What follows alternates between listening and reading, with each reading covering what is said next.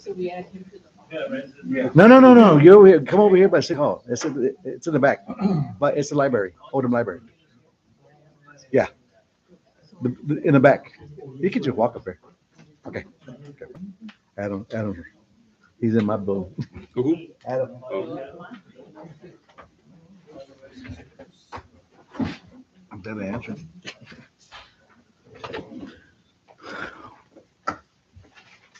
So my buddy in Austin was saying, hey, so with all this shit going on down here, the Democrats leaving, he says, They can't. There's no way they can. they tried it last time and they had to come back eventually. No, don't say anything. Well, Well, every 4 years they're allowed, to redistricting. I mean, if they're in charge, they can redistrict it when it's their turn. I mean, so it's just part of the game, right? It's all a game. But my buddy says, just don't make any plans over here to come talk to any other your staff. He said, because right now everybody's all pissed. So I said, no. I said, Bush. And they add that to the 6.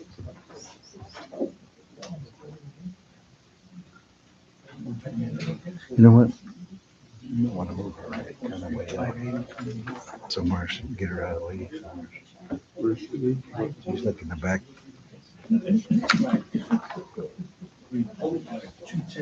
She's a G. Might want to move her up maybe to be in front of B or something like that. Well, let's see how quickly we get through all this.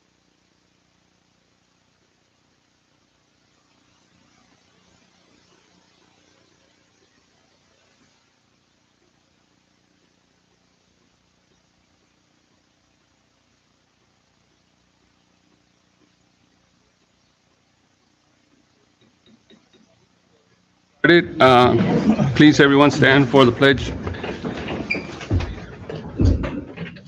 I pledge allegiance to the flag of the United States of America and to the republic for which it stands, one nation, under God, indivisible, with liberty and justice for all. Honor the Texas flag. I pledge allegiance to thee, Texas, one state, under God, one and indivisible. All right, we have everyone here, so I'll go ahead and declare quorum at this time. Announcements. We have Mr. Adames. Raymond, you want to come up and? Well, I'll just address it from here. Okay, sir. Wanted to update. Can you get the microphone through the-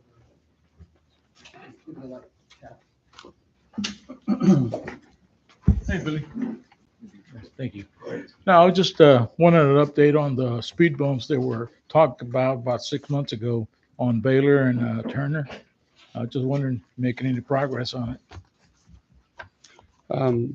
I know that we've talked about it, and I know it's not really kind of a discussion thing, but yeah, we are. We were going to try to get the roads done before we put the speed bumps in, but you can get with Sal afterwards, and he'll let you know kind of what the plan is going forward. Okay. All right. Appreciate it. Thank you. Thanks.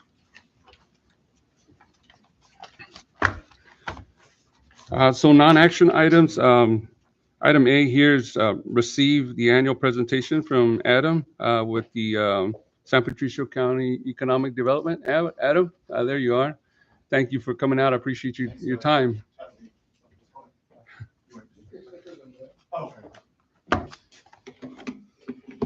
All right. Well, thanks everyone for having me. I appreciate it. Once a year we try to come in here and give you an annual update of just things that we're working on and what's going on across the county, projects that we're working on, industrial and retail and commercial. And so with that, Jesse, thanks for being here. We're always coming into my board meetings also along with Sal, which is tomorrow at 11:30, right? So anyway, guys, Thanks for reminding me. Yeah. So we're San Patricio County Economic Development Corporation.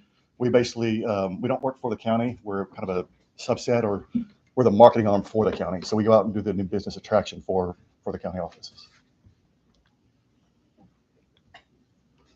So we cover everything in the blue outlined area. So we cover as far west as Mathis, south to Odem, and east to Ranzas Pass. we're office in Portland, but we cover all 9 cities, and we market them individually as well. So we look at each city differently. For Portland, we can only do retail. For Mathis, for instance, and Sinton, we only do industrial. Odem's kind of a mix of both.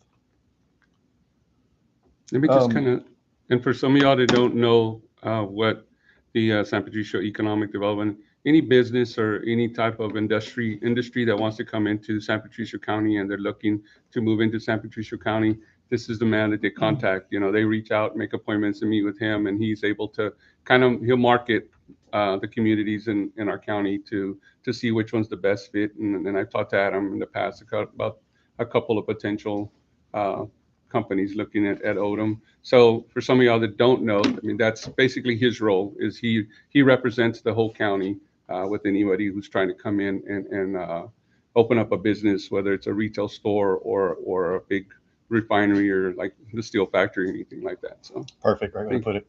Thank you. So the 3-county region is kind of what it's our service, not really our service territory, but we have to market the workforce from the 3-county region, the population numbers and things like that. You know, and when you're recruiting a company such as Steel Dynamics that's going to be hiring 600 people, they want to know that they've got workforce here and steady employment to pull from. So the population within the 3-county region is about 445,000 and change, steadily growing every year. San Patricio County by itself is 71,000 people and growing at a small percentage rate each year as well. Current unemployment rate is 5%. We're always a little bit ahead of the state's unemployment rate. They're at about 4.3 right now. There's different reasons for that, which would take a little longer to explain. Median age here in the county is almost 38 years old, so it's a relatively young workforce in this area. So these are the population numbers from the 2010 census and the 2020 census. So you can see Portland grew substantially. A few of our 9 cities lost population. Some of that was probably due to COVID and other factors, but there's the chart, and this comes out on my monthly report that I know Jesse and Sal get once a month. So our target market industries, we don't just go out and target every single company out there. So for instance, we're not a fit for pharmaceutical companies and other things like that. These are our target markets. So manufacturing, which we really focus that on steel and iron and metals, hence the Steel Dynamics and some of those other steel factories out there. Petrochemical operations, aerospace and aviation, agriculture, green energy, and we've added retail in the last few years. Product activity in 2024, we were at a total of 110 total products for the year. We responded to 83 of those with proposal options or land or building options. Now those numbers don't include retail, which we keep those kind of separately because there's so many retail products that we're chasing and landing out there. So this is a national ad that we run in site selection magazines. Probably nobody in this room will ever see it because it's not our target market in this area. We run these in other locations across the United States and across the world as well. I like that top bullet point right there. So if anybody ever wonders what the numbers are for the last 10, actually about 11 years now, we've had $37 billion in total capital investment in industrial related projects in this county. There's been a total of 62 billion in the 3-county region. So we've hit 60% of that here in just our county. So one of those projects was from back in February of 2021, which they finalized their construction. You all saw this being built. Steel Dynamics is out there in the Sinton area. It was a total of about a $1.9 billion project. They've since invested one round of another 200 million, and then just did a recent expansion of another 300 million. So now they're at $2.5 billion. There's a total of about 580 employees out there right now. Average wages are at about 70. They're a little higher than that now. It's about 75,000. When that project came in, they bought a total of 1,500 acres in their surrounding area. And after they finished construction, they did a lot of it on their own, but they authorized our office to help recruit some other supplier and vendor network. So we've got 7 other steel factories out there right now as well, buying steel from Steel Dynamics that are co-located on their site. We have room for probably 2 more before the land space would be cut off.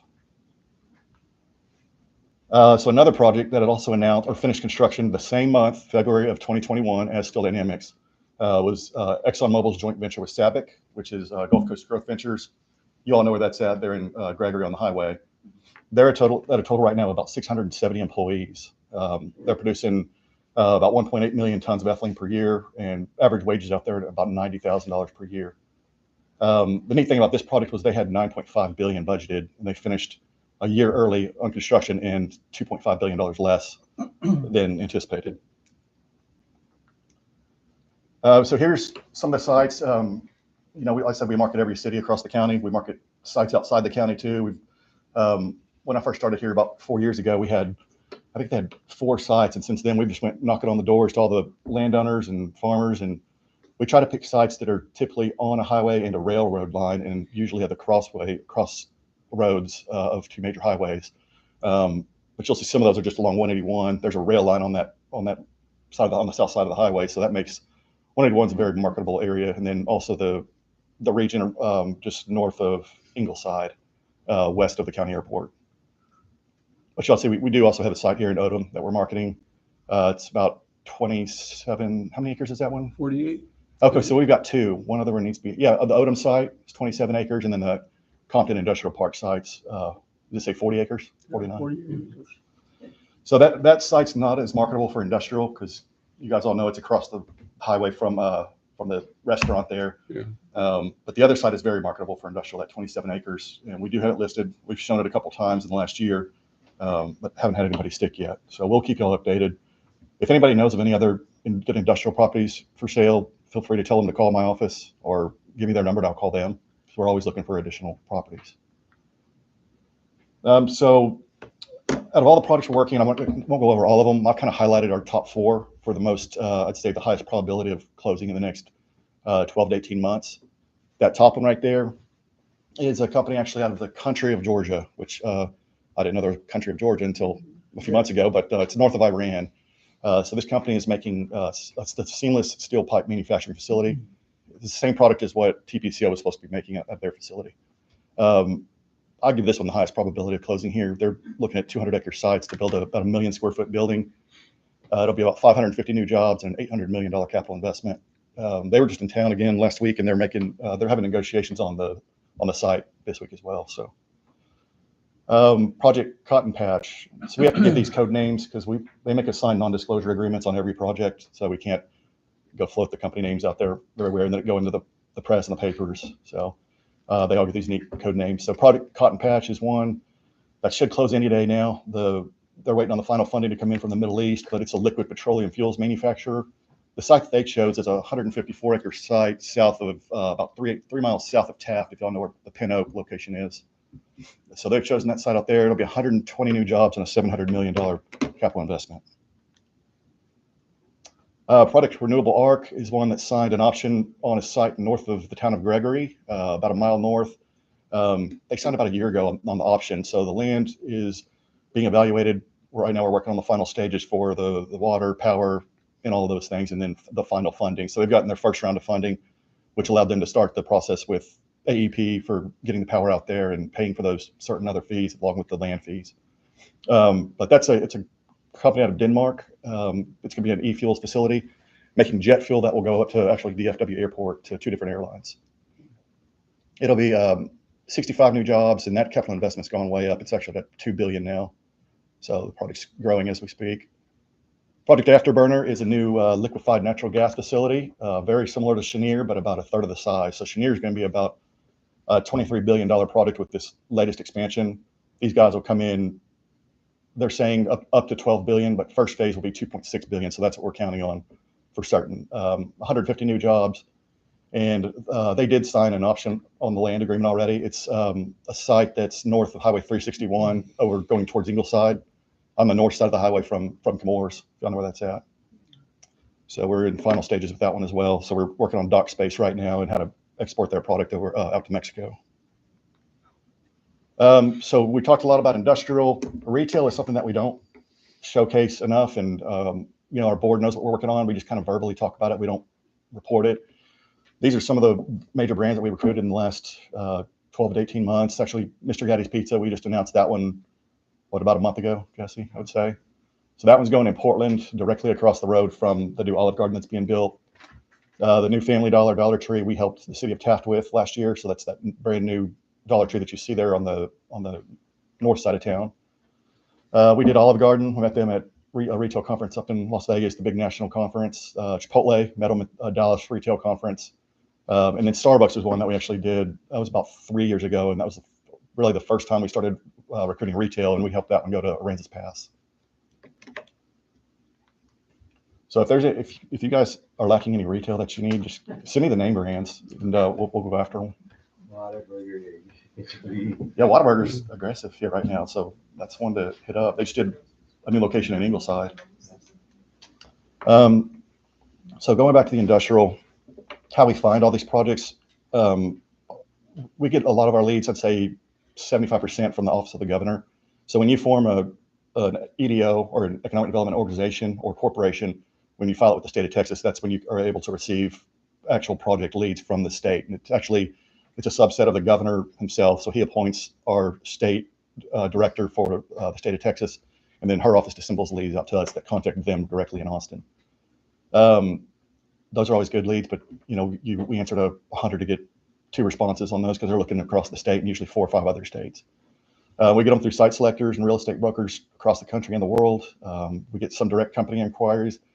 Our best products are coming from those marketing trips, though. I mean, we spend a lot of the money that we get from the county, the port, from all the cities, you guys, on just marketing trips across the country, and 3 or 4 international each year.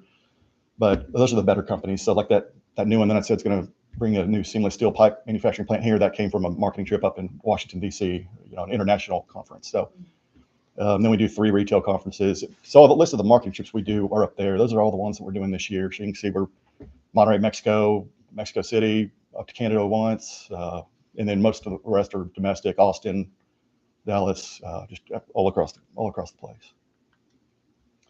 And then, so it's not just our office that makes these projects happen. And I know most of you have seen this presentation probably in the past, but it's a team game. So they all originate in our office and they finish in our office. But during that middle time when we're trying to close these things, we work with everybody up there, from American Electric Power to the Water District to the Chambers of Commerce to the cities, Port of Corpus Christi, all those guys. So they all help us throughout that process get these things to happen.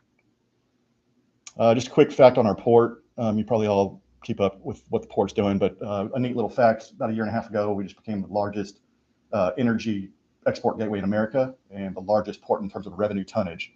So that doesn't mean we're the busiest. Houston ship channel is way busier than we are, but ours is in terms of revenue tonnage. So when those ships they come in empty, and they get filled full of crude oil and liquefied natural gas, not only from this area, but also out of West Texas and the Permian Basin. That's just a snapshot of our website. If y'all ever want to get any up-to-date factual data, we keep all of that accurate. We've got stuff on all 9 cities, the county, the port.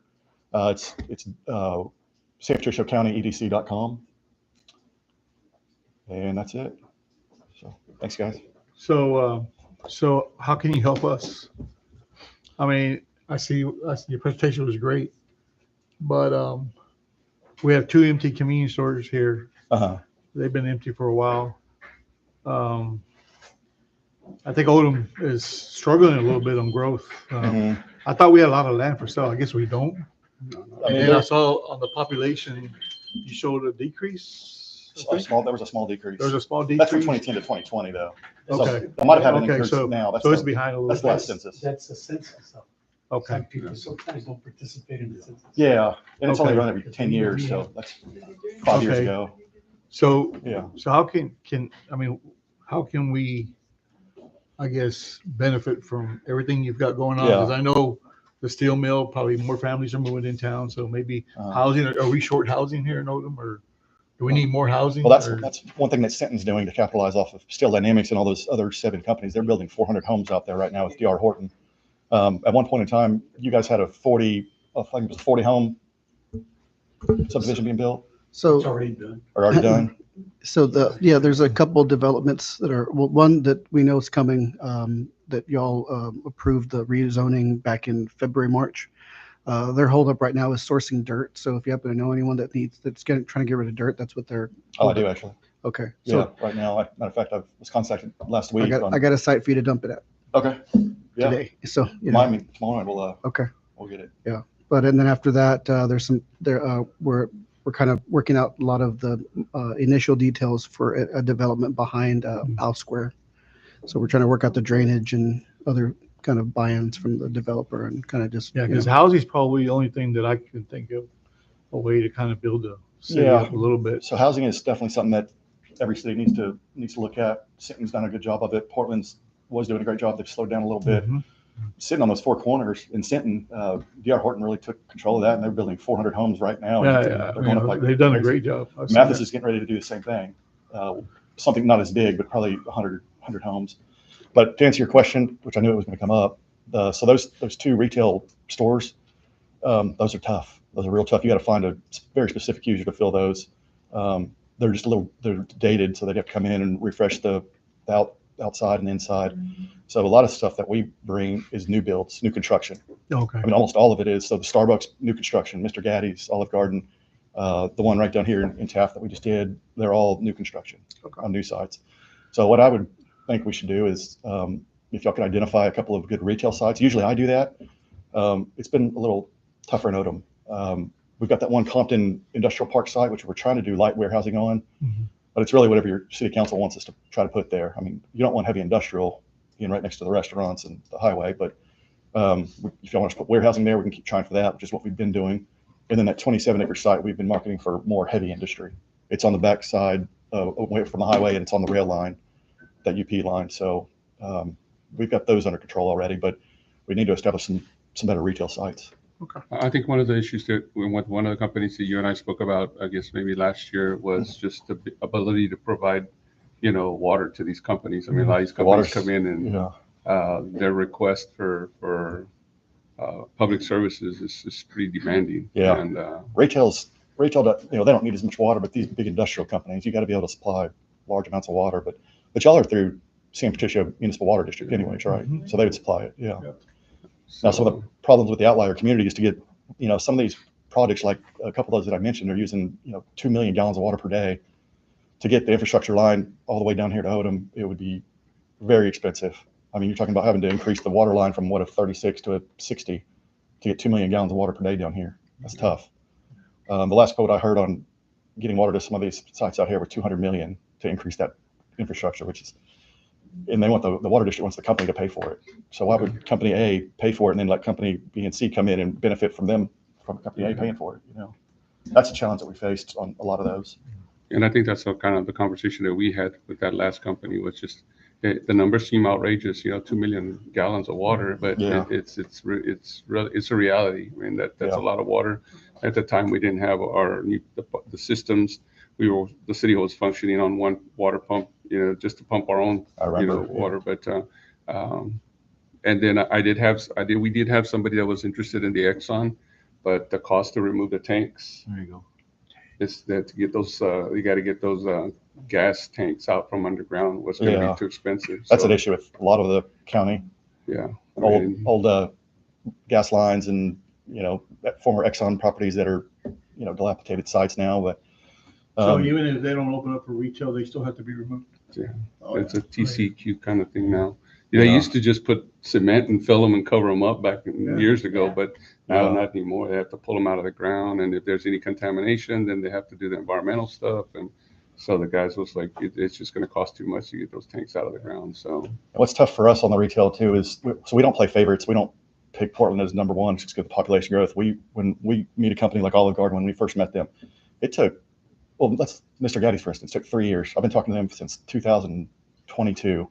Every year going up to them, and they're like, well, we're ready. We need a franchisee. And so I'm like, I'm not messing with that. I don't know how to find a franchisee. So it took 3 years, finally found one, made it work. Olive Garden also took 3 years. They wanted to go on the Target site, and they kept saying, we're tired of dealing with that developer. He's expensive.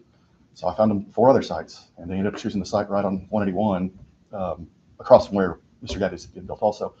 But going back to where I say it's just kind of tough for us sometimes is we don't play favorites. When we send them the follow-up email after meeting them, we include links to all 9 cities and the demographic sheet for all 9 cities, along with all your major retailers from all 9 cities.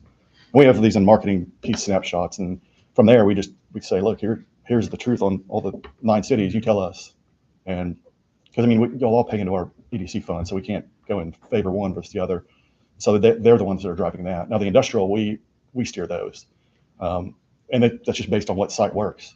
So like your 27-acre site on rail works for a lot of projects, but a lot of the stuff that we're working is huge. They're huge, 200-acre sites, 500-acre sites. But we do submit that 27-acre site every chance we get, and we've shown it a couple of times. But You ever get any calls for hotels? I was gonna mention that, about 3 Yeah. years ago, there was Hotel or somebody. anything? we have one hotelier right now that's they just signed a contract with us in Sinton on Yeah. a site. It's called Choice Hotels. And I've been talking to that They're guy doing for like 3 years. Really? I've been A telling him, hey, Choice. That yeah, one. every time he goes, you gotta go to Sinton. Yeah. Yeah. Please don't put that in your records. We can't say company names, so don't mention the hotel name, the write-up for this. If you don't Right. mind. Yeah. But they came to us and they said, we want to go, we signed the first agreement in Sinton, now we want to go to Ingleside and Portland. I can talk to them about you guys though. It's no problem. You'll have a That'd good be hotel great. site. This one's always, the one we have here is always full. Oh, Always is it? full, always. Yeah, that's good. How many rooms is it? It's just a motel. I don't know, it's just, Motel. it's a small one. 20 but- rooms or but 30? it's- They're always They're always full. Yeah. a bunch of workers. Oh, Yeah. okay. It doesn't surprise me. Yeah, you can kind of keep us in mind, that'd be great. Yeah. That'll help. And the other thing that hurts us versus a lot of other locations is existing buildings. So for the last few years, we've only had one existing building in the county, and that's the old Tricam building outside of Ed Roy, Yeah. which we filled last week. Oh, you guys So saw we it? did fill it, yeah, Oh, wow. last week. So, That's a good thing. so it'd be like 30 or 40 jobs. Wow. Haven't announced it yet. It wasn't one that we worked on a whole lot. They kind of just went to the building owner and did it. It was they're a vendor of Chenier up there, a contractor. Good. So yeah, we filled that building after 4 years of marketing that thing. But yeah. So anyway, they'll pull some workforce from here because Ed Roy doesn't have the workforce to support it. That building has a Mathis address, which I don't understand because it's really here, right? Yeah. But, Well, you would think it's sitting right there by the highway. I've always wondered, why does it stay vacant? I mean, it's easy access to the interstate. I mean, we've shown that there's rail right not too far away. We've and, shown I that mean, building just- 6 times already this year, and I thought we had it sold to a Canadian metal manufacturing company, and then they told us it was between us and one building in Houston, and then all of a sudden they went and picked a building in Chicago. Go figure. Wow. Yeah, that's I thought we had that one, but luckily we did get a confirmation that building leased out last week. Good. So Perfect. Good. stuff's moving even in the outlier areas. It just it just takes perfect fit for some of these sites. Any questions? Thank you so much. All I right. appreciate you coming Thanks, out. guys. Appreciate y'all. Thank you.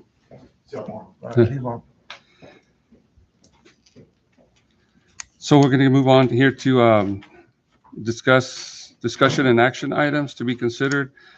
First item here is discuss, consider, take action to approve the minutes of the regular meeting held on July 1st. Do I have a motion to move on? That we approve the minutes for July 1st, 2025. I have a motion by Councilman Falcon, second by Councilman Veit. Any discussion? Any changes that we're looking at?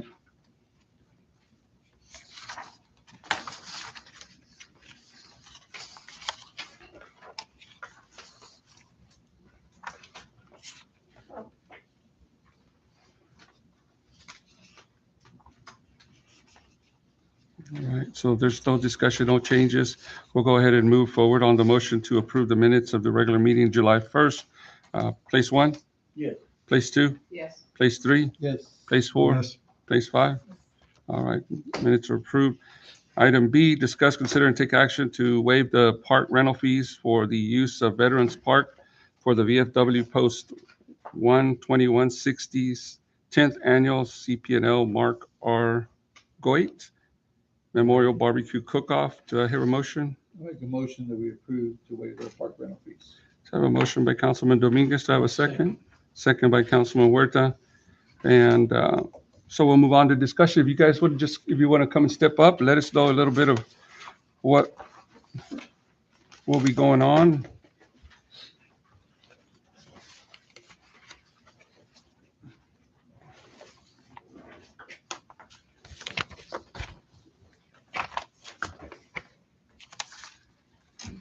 How y'all doing this evening? Thank you, Dee. I'm David Bryce. I'm with the VFW out of Sinton. We don't currently have a building. We normally meet either at the golf course or somewhere. we do have a few veterans from Odem that are over there, including myself, because we don't have a VFW here. So we are always trying to reach out to Odem veterans, let them know that we are here. All of the stuff that we do, all the fundraisers we do, go back into the community. We do every year, we do 2 college scholarships for one boy, one girl, $1,000 scholarships every year. We also, the funds we do go back into the veterans' families who need help, food, bills, handicap ramps, medical equipment they can't get, like walkers, porta potties, stuff like that. We try to put that back into the community and help veterans who are in need. What we are going to use the park for is a barbecue cook-off. That's one of our big fundraisers of the year. And we would like to use the park out here, the restrooms and electrical. And what we're going to have is Friday evening, they'll start coming in about 3 o'clock. Teams come in and line them up. We'll have a band Friday night from 7 to 11. There's no charge. Y'all come out and enjoy the band. Y'all are more welcome to come out because I'm going to need food tasters for the judging. Y'all are more welcome to come out and judge because we are going to have brisket, ribs, beans, chef's choice, dessert, chicken. And this year, first ever, we're going to attempt it, is we're having a kids competition. So, And we're going to do that Friday night. We are not charging the kids for entry fee. We are not letting the kids buy the meat. We're going to supply the meat for them. But there are some rules that they have to go by with adults being supervised. When we do have the park, I got it set up where, yes, there will be no sell alcohol, but we will have alcohol that they're going to be drinking at the pits. But we do have security. I got Oscar Rivera's going to do the security. So we'll have security during the whole event. We're asking to use the restrooms and electrical for the band, if we can have that. okay, so you guys are looking to use the Yes. city park. Okay, I was under, The city park. Veterans Park. okay, Yeah, I Yeah. was wondering. okay, City Park. City park. okay, I understand that. better. We are gonna, and then we have all day Saturday. Eventually, we'd like to make this grow into something bigger, like maybe some booths, because it's prime real estate right here for everybody going by. We get a lot of traffic through Odem. Mhm. You know, I don't live but a mile and a half outside Odem here. But we like to try to do something here in Odem. Let everybody know that we're here, and if any veteran here needs help, we're here.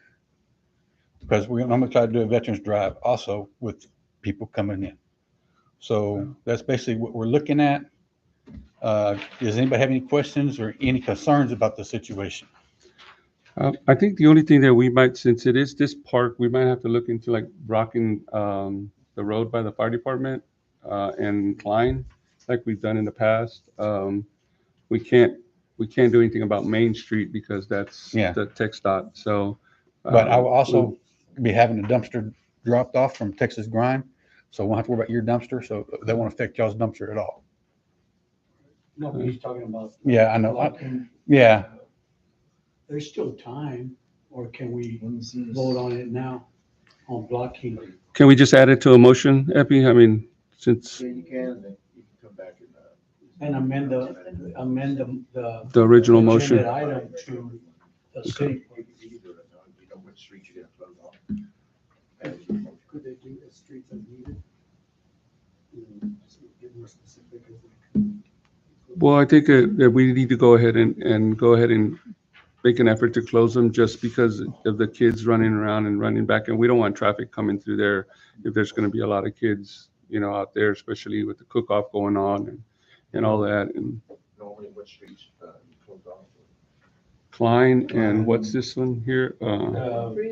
Is that Humphreys, Humphreys, where the fire department is? Humphrey Klein. That way, we let the fire department know to move their fire trucks. Right. Just usually move them over. I mean, we might even have, we had these new trucks, we might want to just have it there, show it off, you know, kids get on it. And so we can also. Yeah, y'all are welcome. I mean, one of my neighbors is Cody. He's over there and he's volunteer fire department. Because I live out here by the Watleys out here. Well, I really So- appreciate what you guys do. I mean, some of us our parents were veterans. We actually have a couple of veterans, here, well, on the council here. And so I really think this is something that really interests me. I mean, I like this kind of stuff, and I think whatever we can do to help out, I think it'd be great. No, I appreciate it, and I know all of us do. And y'all are more welcome when we have the event come out there, because I'm gonna need judges to judge the food, and that'll be Friday night and all day Saturday. That's Chef's Choice will be Friday night, and kids judging will be Friday night. That'll be with the band, and then everything else will be on Saturday. And I will get with the city administrator, give y'all a list of the event schedule, so all y'all will get a copy of that. I think we probably need to mention that you talked about alcohol. I did. Oh, you did? You talked about alcohol? Okay. Yeah, I did. Do we need to do a special permitting for that? They're not going to be selling. Right, they're just We're not gonna be consuming. selling, but they're gonna bring their own to drink while they're cooked. Right, okay. But I'm still gonna have Oscar Rivera out there. He's a big supporter of us, and he will make sure. We've had no issues in the past, but we've always used Oscar. So Right.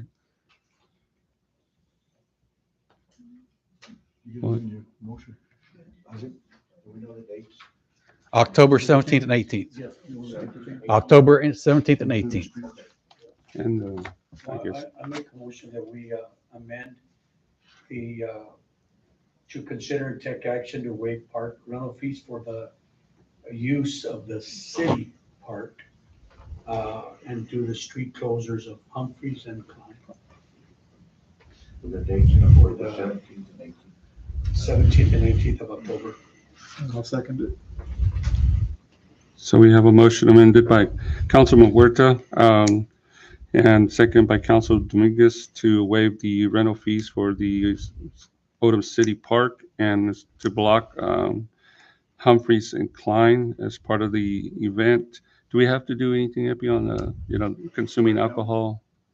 No, right now what you need to do is just vote on the amended item. Okay. Or vote to amend it, and if that passes, then you vote on the amended.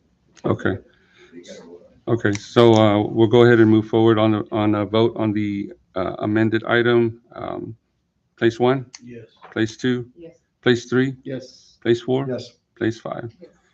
So motion carries.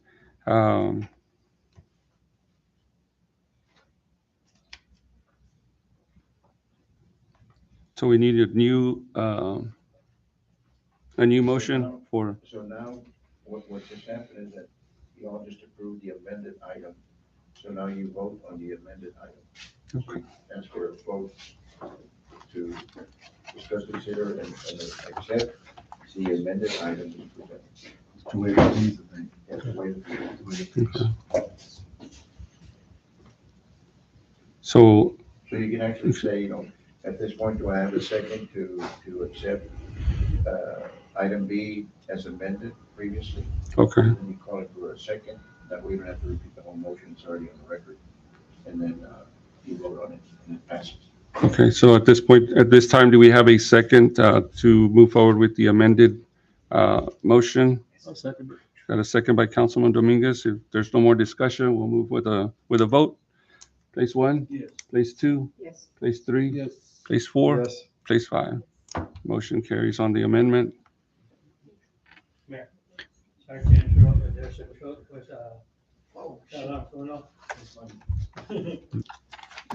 Do y'all need a deposit or anything? Or we're all good? No, you're waiting. Okay, No. thank How you. do you register? How would you register the park for the cookout? Got the paperwork. I will put it out, and I normally put it out, I'll put one out on the Odem Group Me, Okay. the Odem page. And if you're interested, I could come up here and leave one at City Hall for you. Okay. I've also got kids with all the rules and regulations for the kids too. I just had to get up and done this year because we started trying to do for kids. And I think that's kind of important that we kind of pass it down to the kids, get kids involved, because that's our future. Yeah. So, So do we, are you guys going to be using the barbecue pits that are out there as well? No. Anybody? Okay, so everybody No, just bring their own pits? we have our own barbecue pit Okay. for the VFW, and then everybody that's coming in is gonna bring their own pit. Okay, We've talked about that in a meeting last night, that, because I came and got the rules for the park on Monday, just so we kind of had some sort of idea what the rules were for the park, because we don't make anybody mad. And I saw the thing that's got to be cleaned out and stuff like that. We're not going to use the pit. We're going to make sure nobody uses the pit because they got their own pit. okay. So we shouldn't need that. Well, we can kind of meet with you about where you can put, where they can put, probably Humphreys will probably be the best place on the street for the barbecue pits. Which one's the Humphreys? That's fire By department the side? fire department. Okay. It's where they that's can not a set, problem. there's also electricity there that they can, Yes. connect to if they need electricity. And the only thing we need electricity for is where the concrete is, because that's probably where we're going to put the band, because we'll Band. use that concrete for the dance floor, Okay, is what I'm thinking. And there's no charge. It's free for the public. So anybody out here is welcome to come out and enjoy the band, the festivities. There'll be raffles, all kinds of stuff out there. There might be an RV or two, maybe. We have one last year, but no hookups. They just bring the RV to sit in. okay. Well, But we can, that's about what we're looking at. We Okay. have also this park right here, Mr. Bryson, this right here, on this side over here. That's city parking too. Okay. right by the city hall, if anybody needs to park their vehicles there. But we'll get with you Right. here in the next, I guess, week or so. But I'll probably be the only one running around on the little gator, Um, but not on the grass, but around, because I have all the flags on the first due, or someone with the flags and stuff. So, but like I said, y'all are more welcome to come out and join us for the festivities. I would love to have y'all for judges, because I'm always needing judges.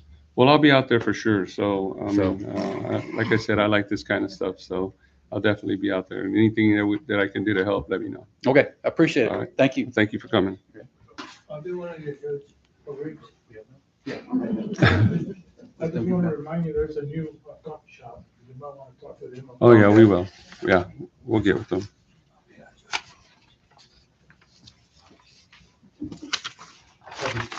Thanks, John. So item C, would discuss, consider, take action to begin the process to appoint a committee to rename the City Central Park and Veterans Park. Do I have a motion to discuss? I'll make a motion. A motion by Councilman Dominguez. I have a second. Second by Councilman Garza. So we'll open that up for discussion. I know that we've talked a little bit in the past about, renaming the city park. I know we've talked about Miss Billy Jo Tenio. She was a longtime employee of the city, and we've talked a lot about that. But in the meantime, we've had emails and requests for other options. So I figured I would bring it before the council here to kind of discuss it and see if maybe we'd wanted to maybe select a group of, kind of like a committee, I guess, to kind of look at, and we'll open it up and let the community kind of submit some names that they might, want to consider. And then let the committee kind of oversee them and maybe bring a few names before the council, instead of just outright, say we're going to name it this. Let's just, I think some of the folks that were named, also were longtime community leaders and members of the community. So that's why I told Stal that we need to just kind of bring it up to just kind of have a discussion amongst us, on what you guys think would be the best way to proceed. I think that's a good way. Just you're asking for us just to approve for a committee to be. Just to put a committee together. Well, I don't have a problem with it either. The only problem is the Veterans Park. The Veterans Park was already brought before council years ago by, I could say his name, Mr. Martinez, Fred Rocha, a couple of veterans came. Right. And it took a long time before they got it named the Veterans Freedom Park. Yeah, I think that this is really more primarily, I think we just kind of threw the Veterans Park in there because, I think this is really more primarily the Central Park. I think because some of the the projects that the EDC is working on, you know, to kind of fix up the park and maybe just kind of take an opportunity to look at what names people submit and you know, maybe go from there. Just also on that line, the EDC, we have a master plan coming for the park, and they're all gonna put out we're gonna have like a open forum, and we maybe get some names there too, you know? Yeah. So, Yeah. and the people come in, like, and it's gonna be the main park, so Yeah. they can find suggestions there. So, Right. Good idea. put it together. All right, so then, if there's no more discussion, we'll move on the motion to appoint a committee to review potential names for the City Central Park. Place 1? Yes. Place 2? Yes. Place 3? Yes. Place 4? Yes. Place 5? Yes. So instead of moving on to the next item, I think we should jump because we have somebody here from the tax office, and I think, I don't want you to have to be here till 10 o'clock. I mean, I think that, I didn't know what it was, but thought it might be yours. Especially when it's talking about barbecue. I know, talking about ribs and, oh, man. I'm not a barbecuer. I'm like, I don't like to be outside all day long cooking, stoking fires and stuff. So, but I will taste for sure.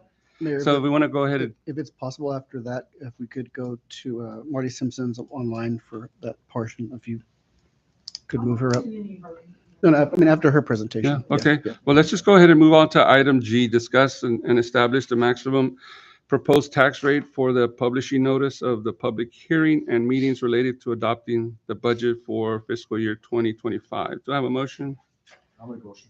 Motion by Councilman Falcon. Do I have a second? And a second by Councilman Dominguez. Um, All right, so we'll open it up for discussion. If you'd like to come up and talk to us a little bit, I think Sal's going to try to catch up here. The sheet, the worksheet by any chance? Oh, you do? Okay. So I'll just go over a few of the high points. The totals that I get from the appraisal district. So just to give you an idea, 2024, your certified totals, your net taxable was 161,808,779. For 2025, it's 161,506,911. So it went down a little bit. You still have some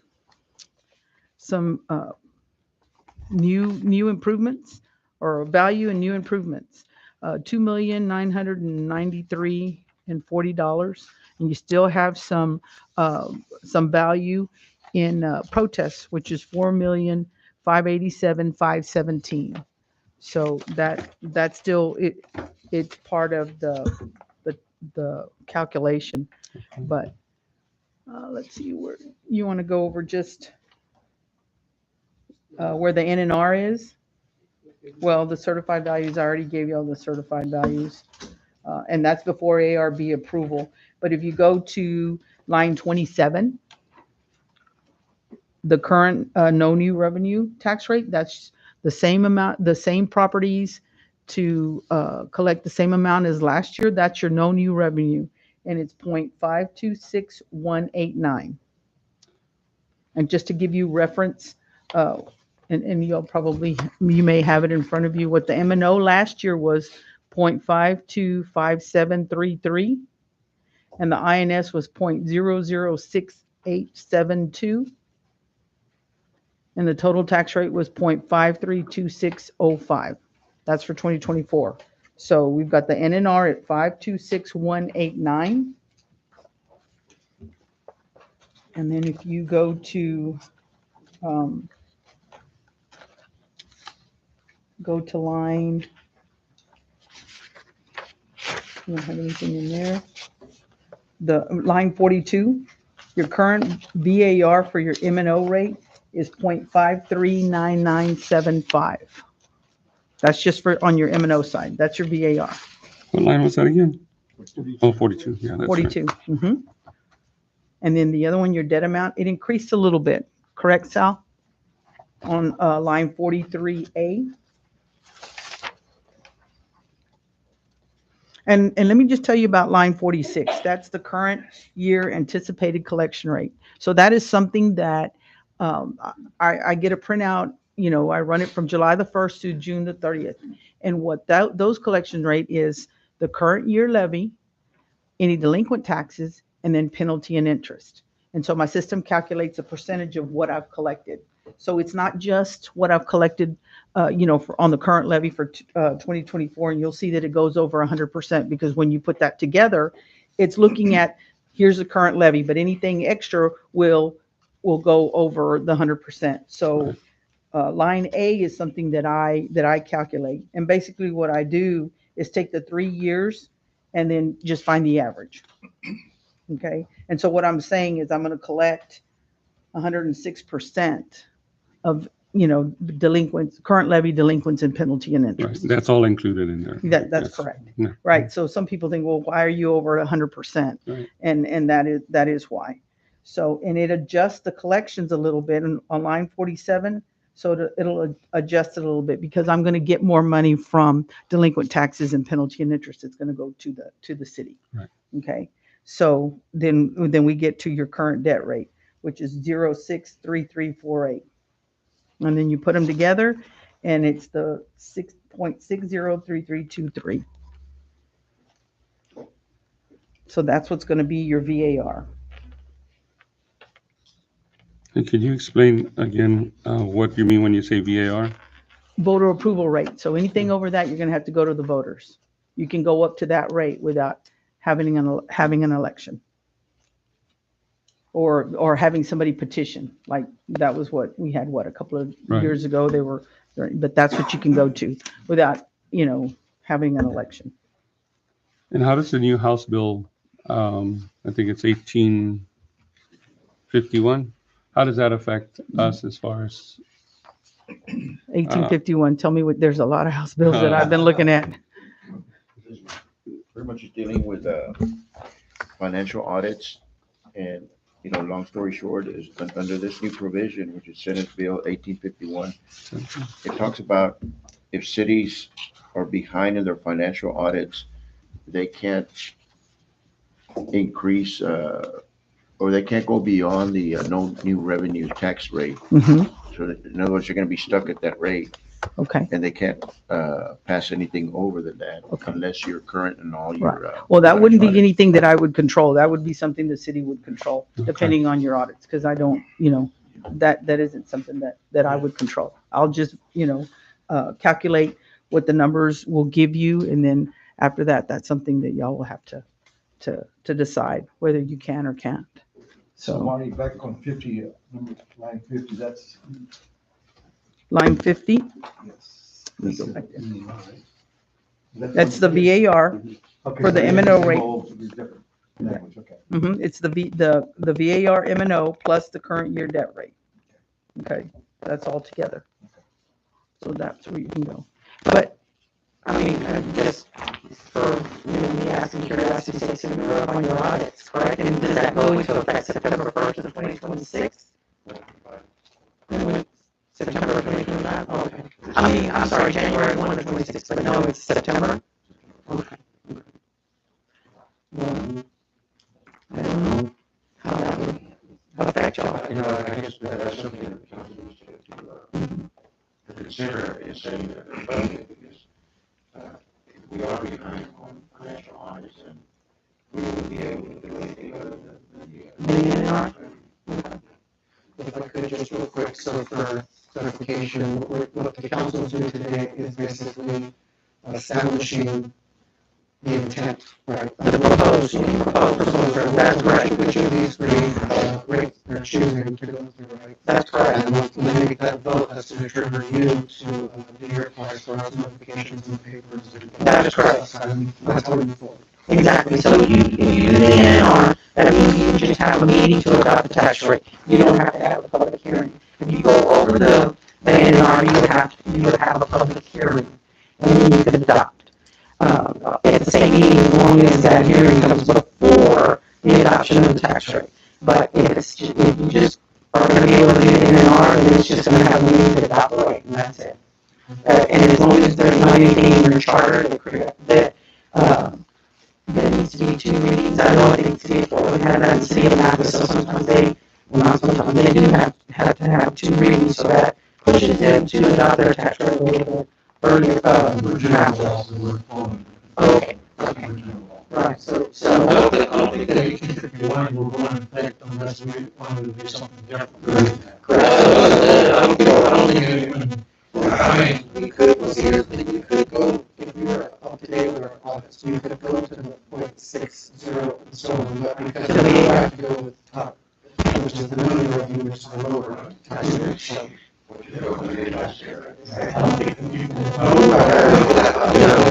It's all decided. Yeah. You're going to the VA. The NR for this year is a little bit lower than last year, right? Correct. It's 5.526189, and last year's total tax rate was the 0.532605.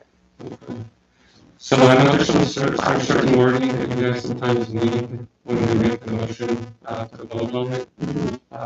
So, I make a motion to approve the non-moving tax rate at 1.052618.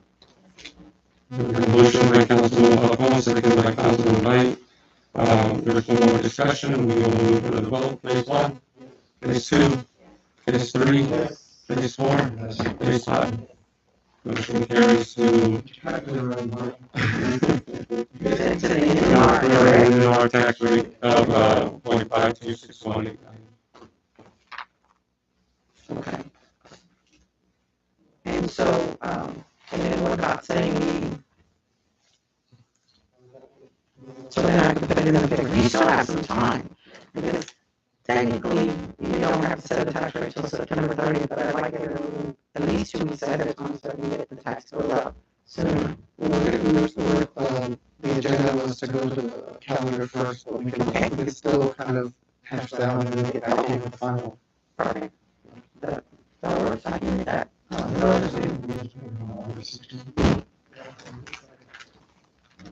Okay. Anything else? As a budget, I think that was the first thing. Yes, sir. That we have, loans, can that be considered? Part of the debt? Yes. That would be something. Okay, so that's in there. Yes. It only affects the lower approval, so it doesn't really help us. It affects the debt rate. It won't, because the NR, the 5.26 includes the debt rate. Okay. Yes. Okay, so, yeah. Okay, so then, Terrified, okay, thanks. I guess they didn't say that. yeah. So I You go think, back. That's the VAR. If you go back to the NNR, it's, actually, it does not include that debt rate in there. If you go to the NNR 5261189, it does not affect that. It's not in that rate. Because it only affects the voter approved. That's correct. Right. So it doesn't affect the non-resident, it affects the votes. So you're only going to go with the NNR? Right? You're only going to go Yes, with the we're going NNR? right, yeah. So where are you going to do your debt rate at? You're going to take So, yeah, so we the got- NNR and then subtract the debt rate, because you're still going to have a debt rate. And then the rest is going to be M&O. See, we got the water meters, is that what you're talking about, the water meters, or what else? We got something else It's, going on it's also, two loans with the water meters and then, 'cause that's debt for us. It'd be the 2 loans with GovCap The wastewater and the line, Texas Water Board. wording something Oh, here, Texas the Water Board. wastewater. That's ARPA, right? Yeah, That's ARPA. Yeah. That's ARPA. So the only thing we got is the water meters. water meters and the Texas Water Board. It's us, yeah. That's correct. And then we didn't include any potential because I know we're with Parker SG, we're going to assume a new. That comes next For year. the next year. That's next year. yeah, that won't be in this. So the main thing is that the water meters is Mhm. that, okay. Yeah. So how do we do that, Marcy? So so if you're gonna do 0.526189, you've got to subtract those 6 cents. If you're gonna do the NNR, okay? So So do I you gotta can amend still my- split it between M&O and INS. Because you have debt. Yeah. So debt, you would, in order to do that, it would have to be the 063348. So the difference between that is.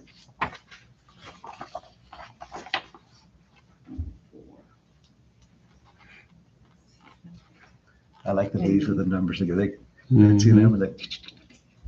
So you can, if you, I don't have my phone with me, but I get 0.462741 for M&O. If you have, I don't have my phone with me.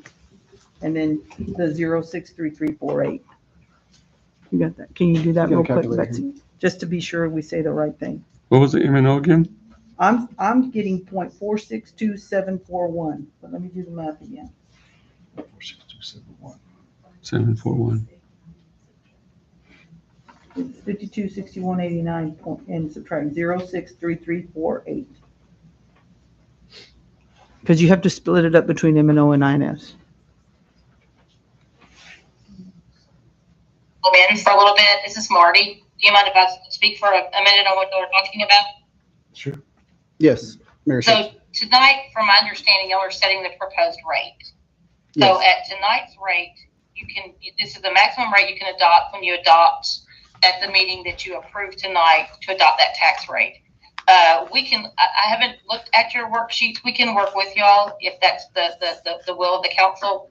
But right now, I think the most important thing for y'all to do is to set that proposed rate and then move through your hearings and your, your postings and whatnot, if that makes sense.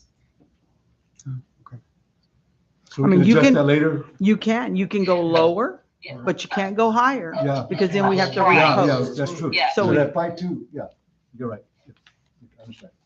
And so, yeah, so tonight would be the night to set that highest rate that, you know, that you want, and then look through your calculations.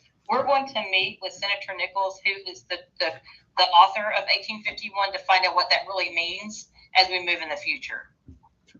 Okay. Okay. So, Marty, do we gotta approve the 0.603323 then? No, no. I'm sorry, I don't have your tax Oh, rate. I don't have your tax I'm rate sorry. in front of So me. That's we're the still VAR. talking, right? We're still And talking about honestly, the NNR or You the, Okay, could approve, bear with me, you could approve, even though that's not, I mean, you could, tonight, from my understanding, you're setting your proposed rate. yes. So you could, the council tonight could take a regular vote and say, we are going to set the proposed rate at the VAR or the voter approval rate, knowing you're not going to go that high. See, that's what I'm saying. But somewhere above where you think you're going to land would be the smart move tonight. Yeah, I gotta do And that. then work through your calculation, make sure you've got your debt rate calculated properly. And then when we actually adopt the rate, I'm sorry, I don't have your calendar in front of me either, but Sal, you and I can talk tomorrow about what that looks like. But again, tonight I take a record vote. We approve that proposed tax rate so that, now, bear with me, I'm so sorry since I'm out in virtual land. The lady that's speaking, tell me who you are. I'm so sorry. I've been kind of in the waiting room. Yeah. She's the tax assessor collector for San Patricio County. Marcia. Perfect. So you will, of course, she will be helping you with your notices and whatnot. Yes. So this just starts the tax rate setting process. So again, tonight, whatever you set it at, this doesn't mean this will be the tax rate. Right. This just means that that's the maximum amount you can go. Okay. In 1851 is very unclear. I will be honest with y'all. We need a lot of clarification. We were supposed to meet already with the senator that drafted the bill, but because of the special session, we've kind of been put on hold. But we will find out what that means. The Texas law says that anyone on your staff can do an audit. So it's not that they're asking for a formal audit, but we recommend you get those formal audits. But again, more conversation. We need to get the state to tell us what they mean by that particular bill. Okay. Okay, Marty, thank you. Thank you. I'd like to amend my motion to do the voters approved tax rate at 0.603323. so you want to amend the original one from Yes. the, But I understand we gotta NNR? go the higher one, Well, you don't have to, but you can go because for, you don't have the MO correct. right, but with the law, you probably wouldn't even hit the vote. You wouldn't be able to do the voter approved because we're behind on audits. But Yeah, you, but you I can, you can still set it. You can still propose it, and then we end up going back to the Yes. no new revenue eventually because of the law. You can go lower, you just can't go higher unless we repost. That's right. That's what I'm So- saying. We go to 6, we can go lower. Sure. But Of course. You know. we would never go there. Yeah, no. But it'd just be on the safe side to do it Yes. because of that MO changes. That's correct. So, Mhm. Yeah, so the MNO, we're gonna have, I mean, at least we can start there and then we work our way backwards That's and we'll correct. probably end up at the 52, yeah. Okay. 6, whatever. So, Okay. so, you're amending your original motion to Go to accept the the voter approval. NNR of 0.526189 and go to the, voter approve rate of 0.063348. No. 603323. 32, oh, I'm sorry, wrong one. I circled the wrong one. I know what I was looking at, but I circled the wrong one. So it would be the 0.603323. That's it? And is there a second? Yes. And a second by Councilman Vite. So we'll move forward if no more discussion on the motion to approve by Councilman Falcon, place 1, Yes. place 2, Yes. place 3, Yes. place 4, Yes. place 5. Yes. All right, Marcy. Okay, thank Thank you for you, having Marcy. me. Thank All you. right. Good to see everybody. go get something to eat. Yes, well. Mayor, since we have Marty on the line, can we go ahead and, would you mind moving up her item? Where do we have Marty at? She's right after, she's actually right after this item here. So we're item H. Yes. So let's go ahead and move forward to item H. Discuss, consider, and take action to approve an agreement with the Texas Municipal League Financial Services to work with current staff in budget development, review encode setup, and other projects as mutually agreed upon, along with making any recommendations for improvement. Do I have I'll make the motion. motion by Councilman Falcon? Do I have a second? Second it. Second by Councilman Dominguez. All right, Ms. Marty, we're going to open up with you. Thank you for holding on for us. Oh, definitely. I really enjoy working with the city of Odem. We appreciate y'all. You're very well respected at the Texas Municipal League. So we wanted to continue on with our relationship, do some more work in it. As you know, this particular program was developed we don't want to come in and be 40 hours, 50 hours or whatnot a week with the city. Our goal is to come in and to be as efficient as possible, to help train the staff, guide the staff, so that eventually your staff is working on their own and they have the knowledge that they need. Sal and I have talked about a lot of this particular engagement. We'll do as much as we can remotely, but we want to be here. Like had our contract been approved, Sal and I would have probably already gone through the worksheets. The tax worksheets are very complicated. The Senate bills that we've talked about tonight are extremely complicated. We've got quite a few people, quite a few wranglers on staff, and Sal and I also talked about maybe not assigning you one particular wrangler, but as the contract, the hours and whatnot, and the ending date on that contract. But if you need someone to help you with some of your setup in Encode, we've all recognized it, that we do need to get in there and do some changing on the way that your accounting software is set up. We have a wrangler that just started with us. He worked for Tyler Technology for over 20 years. Also one of the best known experts in Encode as well. So again, we would like to come in and just continue that relationship with y'all. Do y'all have any questions for me? I apologize. I have a dog that decided they wanted to talk. So he's been really good, and now he's like, nope, I'm done. But did y'all have any questions for you regarding the engagement? The only thing I have is I just want to say that I really appreciated the work that y'all did for us the last time y'all were here. The staff that here at the city really enjoyed working with, I can't remember his name right offhand. Keith Dagan. Keith, right? Yes, Keith Dagan, yes. And some of the recommendations that he made, I think he also even helped Sal and Betsy kind of be able to decide on what we should be doing moving forward with Encode and how basically letting us know that we weren't using the software like it was intended. And I think that his help and his time here really kind of opened our eyes. And I think we're kind of moving in a right direction. And I think that you guys can really help us going forward. Thank you so much. And absolutely, y'all are moving in the right direction. Y'all are not uncommon. This is something that we see throughout the state.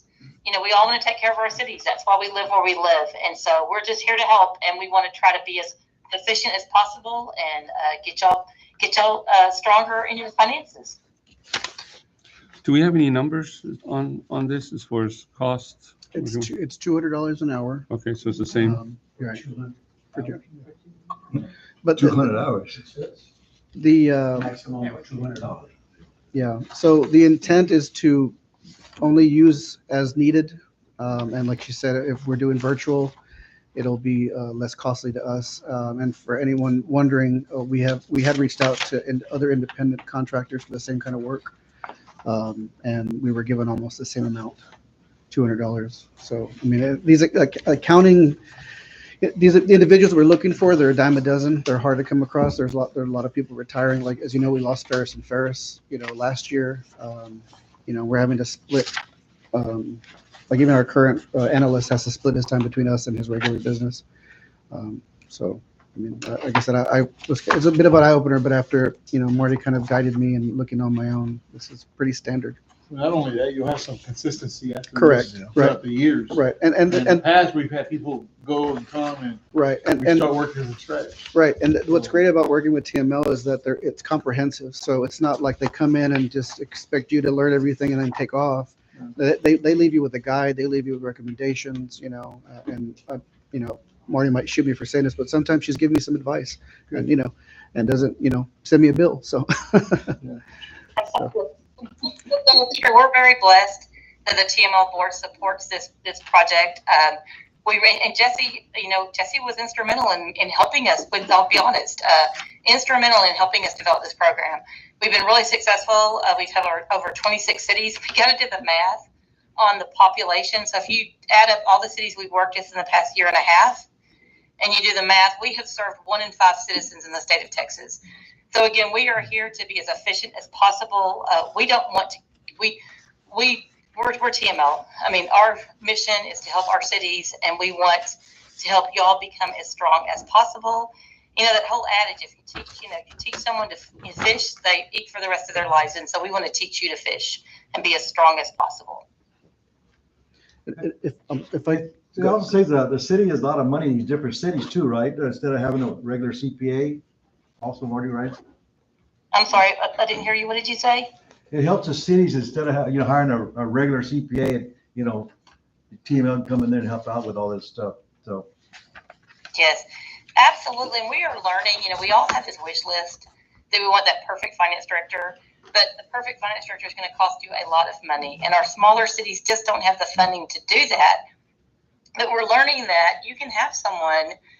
It may be someone who's lived in your town their whole life. They love the town. They're there. Maybe they were doing the books for one of your local businesses, and now they come to work for the city of Odem, and they just need that polishing up because city finances are very, very complicated.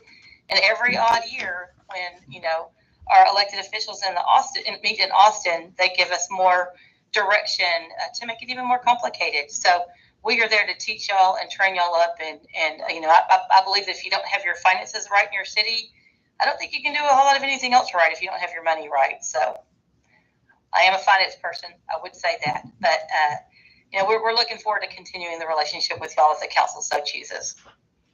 And I'm not sure if this is part of the amendment, but since, if you notice, it says commence July 2nd and ends September 30th, can we push that to August 5th to October 30th or 31st? We can. Okay. Yeah, we can do that. We'll just need to amend that contract. I'll get Rachel to work on that tomorrow. Since we are in front of the council, it'd be great to have the council make that as a formal motion tonight too, just so we've got it on the record. And of course, most of the time too, it depends on how your city operates. If the council gives you guidance or the authority to extend another month or whatnot, or however long you need, that's just kind of up to what this particular governing body wishes. okay, Mayor, I'd like to amend my motion for the term from August 5th to August 31st. Is that correct? October 31st, October please.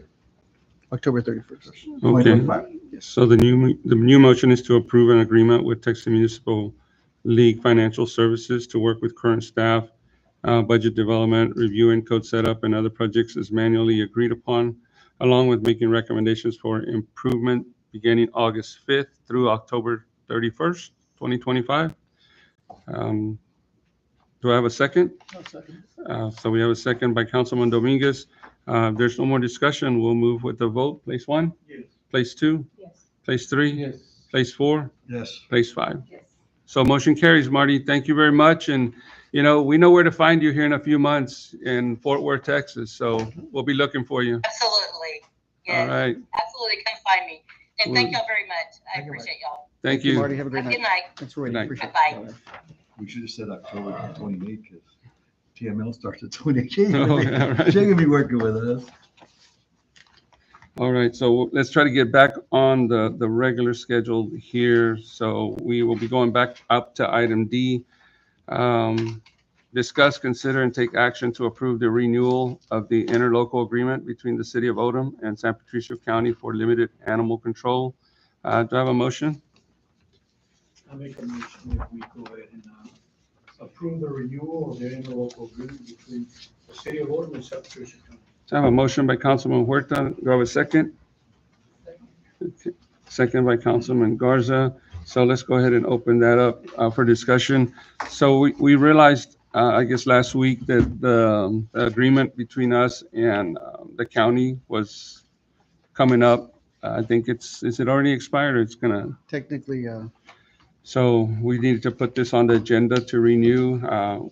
We have had a couple of instances throughout the last year, I think, that they've had to come out and wrangle up some aggressive dogs. Yeah, thank you guys for coming. If you want to go ahead and talk a little bit about what you guys will be doing.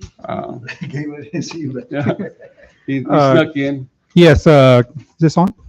is the green light on? Yes. Yeah, I guess. Okay. Good evening. My name is Gabriel Arroyo. I'm the Director of Environmental Health. I also oversee animal control for San Patricio County. It's Crystal Garcia. She's an animal control supervisor. The intent of this agreement previously when we first initiated was to help y'all with the bite calls within the city limits of Odem. So that's why it's a basic limited agreement. And that's what we're looking to have renewed, for another year. We have had some discussions once our shelter is finished about possibly extending some services. But as of right now, we're looking to renew the agreement pretty much the way it was before. Okay. There is one little typo on the agreement. We missed the date on the expiration by 1 year.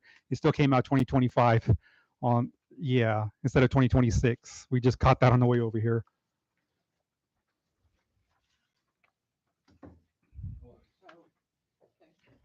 Okay. Do y'all have any questions or? So, Go ahead. where's the contract? That's a new one, should be a The new one. interlocal agreement? This one? So it's just one. So how does this work, Gabriel? I got you. Okay. The people that the dog bites call y'all guys or they call us or how does that work? Or You want does me it to work? So whatever y'all prefer, they can call us directly. If y'all want to keep track and that they call you, it's whatever that y'all prefer. They can call us directly after hours and call the sheriff's department. That's how they get in touch with us. But again, it's whatever y'all prefer. Is there a direct line to y'all facility or you gotta call the sheriffs first? No, Our direct line, if we're open, is the health department number. we have that on our website. Oh, do that? Okay. Yeah, no, we want people to call them directly so it saves time. And then they've been pretty good about addressing stuff. And the sheriff's office has been pretty good after hours. And we're also made aware a lot of times by the ER or the hospital or wherever the bite victim has been transported to. So they notify us. So, I have a problem with it because unless somebody bites somebody, y'all not gonna come out. Is that So- correct?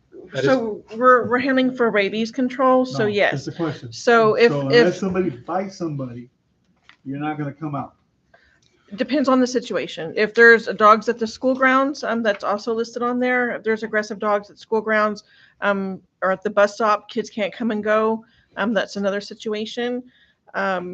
Depending on the situation, if we have like a severe cruelty case and something needs to happen, something else but that. If it's just a stray dog and someone's just seeing it in their yard, that's a little different. We can take it case by case when we do have the space availability, but typically it's going to be for the bites.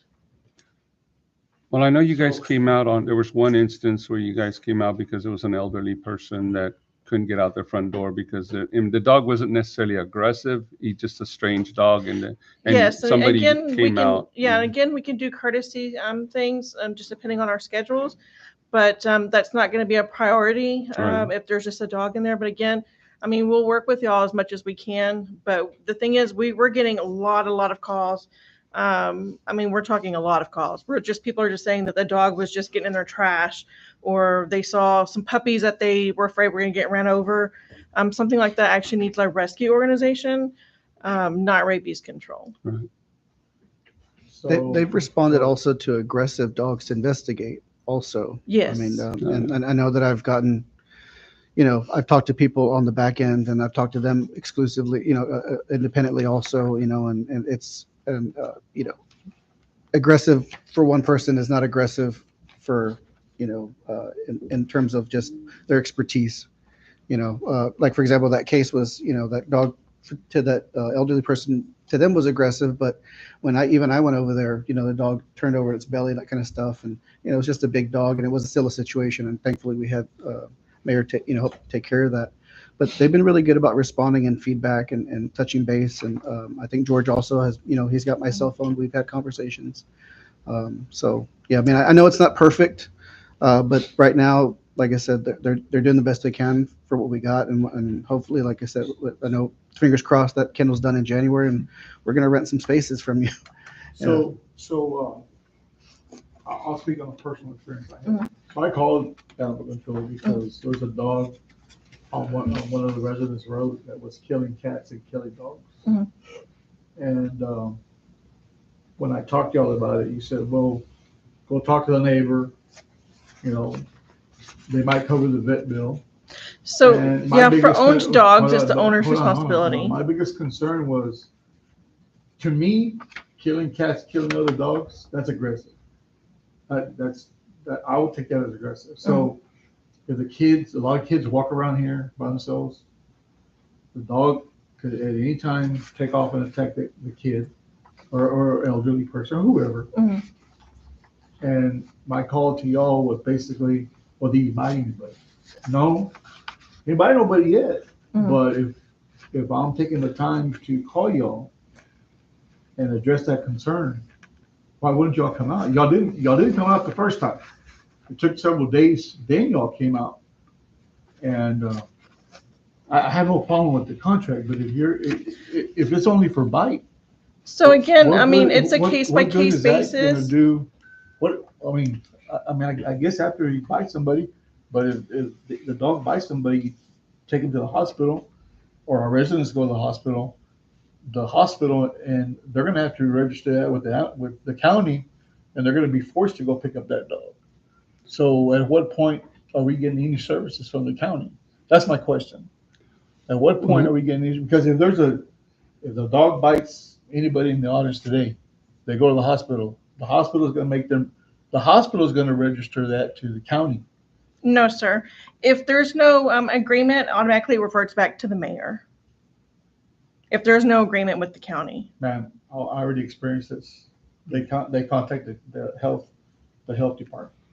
They contacted the health department in San Patricio, and they made the contact. So after that, all I'm saying is that I'm not here to argue. All I'm saying is that what services are you providing to us for the amount of money that we're paying you?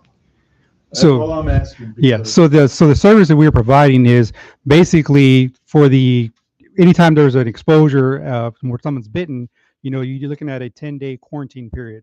So you're looking at, talking to the complainant, talking to the victim, making communication, driving back and forth. If making visits on the dog, on the first day, on the last day, rabies submissions. Basically there's 3 ways, you can do a quarantine at a facility. You can do a rabies specimen, or you can do what was the other one? The home quarantine. So we have to, as the local rabies control authority, according to Chapter 826 of the Health and Safety Code, that is Mrs. Garcia's basically she has to keep track of all that. So each city and county has to have a LRCA, which is a local rabies control authority, appointed. And if they don't have one, it defaults to the mayor of that city. Okay, so what other services do you provide to the county and to Sinton and to anybody else? We have a contract with the city of Gregory. It's basically the same thing. It's more limited basic services. We also do Ingleside on the Bay. What about Sinton We don't take care of Sinton. Sinton has their own animal control. and Mathis? Mathis has their own animal control. They don't have that. Okay. And that, go ahead, sir. And mine is for Isaac. Remember, we had our own animal control for years until that person decided to let his license expire. After he expired it, we just couldn't get anybody else to go get recertified. And facilities too, right? And Yeah. facilities, like they said, there's a lot of places that they'll take the dogs. I think Mr. Bobby Hassel wanted to join in and take some dogs. So there are programs out there, but we need our own, even if it's our employee, if somebody wants to go get recertified. And we do have cages and all that we have purchased. And another thing I wanted to point out is last year we were able to secure the PAC grant for the city of Odem residents by us contracting with y'all, which enables all residents in Odem. Basically, every street is covered for free spay and neutering. Yeah. And we do the outreach and education and flyers and all that. And I can say, know about that. I can say my experience with y'all over the last year, they have come out for some stuff that, it wasn't really an emergency per se. I think there was an aggressive weenie dog, and I've never seen an aggressive weenie dog, Just in the but month of July alone, we had 3 bite cases in the city of Odem that were Three? tended to. Yes, sir. and you guys came out and gave the owner, I think whoever it was that came out, gave the owner an option where you guys were going to take the dog and quarantine him, or the owner had to quarantine them. I think at the end, I think y'all ended up taking the dog, if I'm not mistaken. But they have helped us on other occasions, even if it's not a priority, but they have come out, at least when I've called. And And we do bear Yeah. the cost of all the submissions, for the shipping and other charges that are involved, so we do pay for that. Question, how is he gonna work with a code enforcer? Can a code enforcer call him if he sees something? Yeah, and anyone can call, but I know, like, for example, in that situation, I think maybe that situation where you had two, and I talked to Ms. Garcia about it also, because, the people were not satisfied with how it turned out. So based on the investigation, it was basically you had 2 dogs from 2 different residences who were running at large. So at that point, when it was kind of determined what happened, then we sent our code enforcement officer to go in there and speak to those residents and let them know, you got to have your animal registered for one, and it needs to be leashed. And one person did it, basically say, well, I just let him out to go to the restaurant. I was like, still got to be on a leash. Anytime that's out of your yard, out of your house, it needs to be leashed. And that was a part, that not happening was a contributing factor to that particular incident. So I'm learning a lot more about animal control than I ever thought I would. They've been very supportive. And another example was, and Councilman Falcone, you were with me on this for a month. We were taking care of those dogs. And it was crazy because dogs aren't considered, they're considered property. And we had 3 or 4 dogs in that house with that heat. It was last summer, but we'd go over there. Luckily, they dug the hole out of that door. But Crystal was there helping, updating, following up and stuff like that. So, they're there for us. And like I said, for what we're paying, it's a pretty decent deal. I know it's not the perfect situation. Right. We wish we could do more, but again, once we get that kennel, kennels go and get another agreement. We'll have some space, hopefully rented out just for Odem, and then we'll have and of course, it costs a little more, but we'll have a little bit more leeway to take care of just strays. And like Councilman Huerta said, we might get somebody that's certified, get certified here. That's what I was going to ask. If you could talk to one of the employees, and if they want to get certified, what we used to do, I'm pretty sure, when Virginia was there, you just give an incentive, $2 raise, just to have that certification on top of what they already have. It could be a maintenance guy. It could be, The only thing after that is the facilities. Well, Where you does- know what I'm saying about whenever they have. Oh, yeah, Yeah. yeah. Oh, Yeah. for sure, Yeah, yeah. And yes. there's other programs Oh. as well, Mhm. that if the dog is not vicious or anything, they'll take the dogs and they'll. And to be honest with you, they're having trouble too. No, I Yeah. know I everybody. mean, is. Everyone. just to put it out there, like, Yes. because whenever we would have, I think it was like, there was like a small dog that bit someone and y'all took the dog and, got treated. And then there were some puppies, right? So, I was on the phone for days trying to find an organization that would take them. And Pee-wees will always, most likely always take smaller dogs, but when you get into the bigger dogs, that's when it gets hard, so. In that particular case, actually, that mama dog, she was able to be rehabilitated. Oh, So really? She did find a good home. Okay. It good. was after the period was after the bite quarantine period, Okay. before we were able to get close to her, so we had to monitor. Yeah. And actually, she did get rehabbed and she got sent away on the home. That's great. Every now and then I get pictures of her, so. Oh, okay. Well, I know that you guys put a trap out in our neighborhood to try to catch a little dog that had bit somebody, and it got caught. And in the morning, you guys came to, because I called and said, hey, Is it the little white one? yes. That's the one I was just telling Okay, him. and then Yeah. somebody let him out. Over. It took a while, yeah. And then y'all had to. And then once they get trapped, they're hard to get back in, and so that Mhm. was the situation. It took us a little bit longer to get that one. Yeah, because I drove up and the dog was in the cage, and I called y'all. He said, okay, we'll be there in the morning to get it. And in the morning, you guys came, and the dog trap was set up again. So I called, and he said, well, somebody let him out because there was no dog in the cage when I got there. So, yeah, so I mean, And I was Yeah. out there chasing those puppies myself, for 2 hours, I mean, with pieces of ham, as I'm saying, I think everyone's just doing their part till we get to that facility. Yeah, so. Yeah, and Sal's been wonderful. We have got great communication. Like when something comes up, he's the first person we call, and so we're always exchanging it either with myself or Crystal. So giving them circumstances of what we can do, how we can help, how we can help. So, but kind of like it originally started back. There was a time when y'all didn't have anyone, and there was I don't know if you remember, Mayor. There was a time we had all these bites that were happening like all at the same time, and I tried to reach out to you to see what we could possibly do. And that's kind of how this started. So. Well, actually, I think you sent me all the paperwork that needed to be filled out for that fight, and I said, "Oh no." No, you Yeah, didn't take I know we had some late night exchanges on messages and text messages and things like You that. So. helped me out with that first one, and that's when we started talking about an agreement with you guys because Yeah. it is a lot of paperwork. Yeah, it's a lot of You know, paperwork. even though the dog wasn't very aggressive, but it was a bite. So, so we're gonna go ahead. If there's any more discussion, With the amended date. with the we are. So we had a motion by Councilman Huerta to approve the renewal of the interlocal agreement between the City of Odem and San Patricio County for limited animal control. Do we need to go ahead and add the amendment, Epi? That was Billy who made the motion. I make the motion, but you want me to make the motion just to add the 2026? Yeah. So, 2025, change to 2026. yeah, so I make a motion that we go ahead and approve the renewal of the interlocal agreement between the City of Odem and San Patricio County for limited animal control for contract from June 1st, 2025 to expire June 30th, 2026. Do I have a second?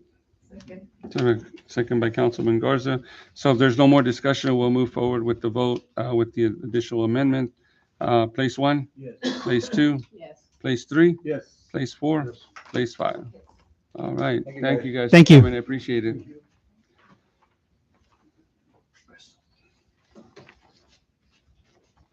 All right, so we'll move on to item E, Odem Economic Development Corporation. Item A, discuss, consider, and take action to approve Resolution 642 to approve a financing agreement with K-State State Bankstone Government Finance for Musco Lighting at the City Central Park for $51,600, contingent on the financing option and legal approval of the final finance documents. So I need a motion for that. Mayor, question. Yes, sir. Can I do it for the motion? So this number 642 is not part of the 643?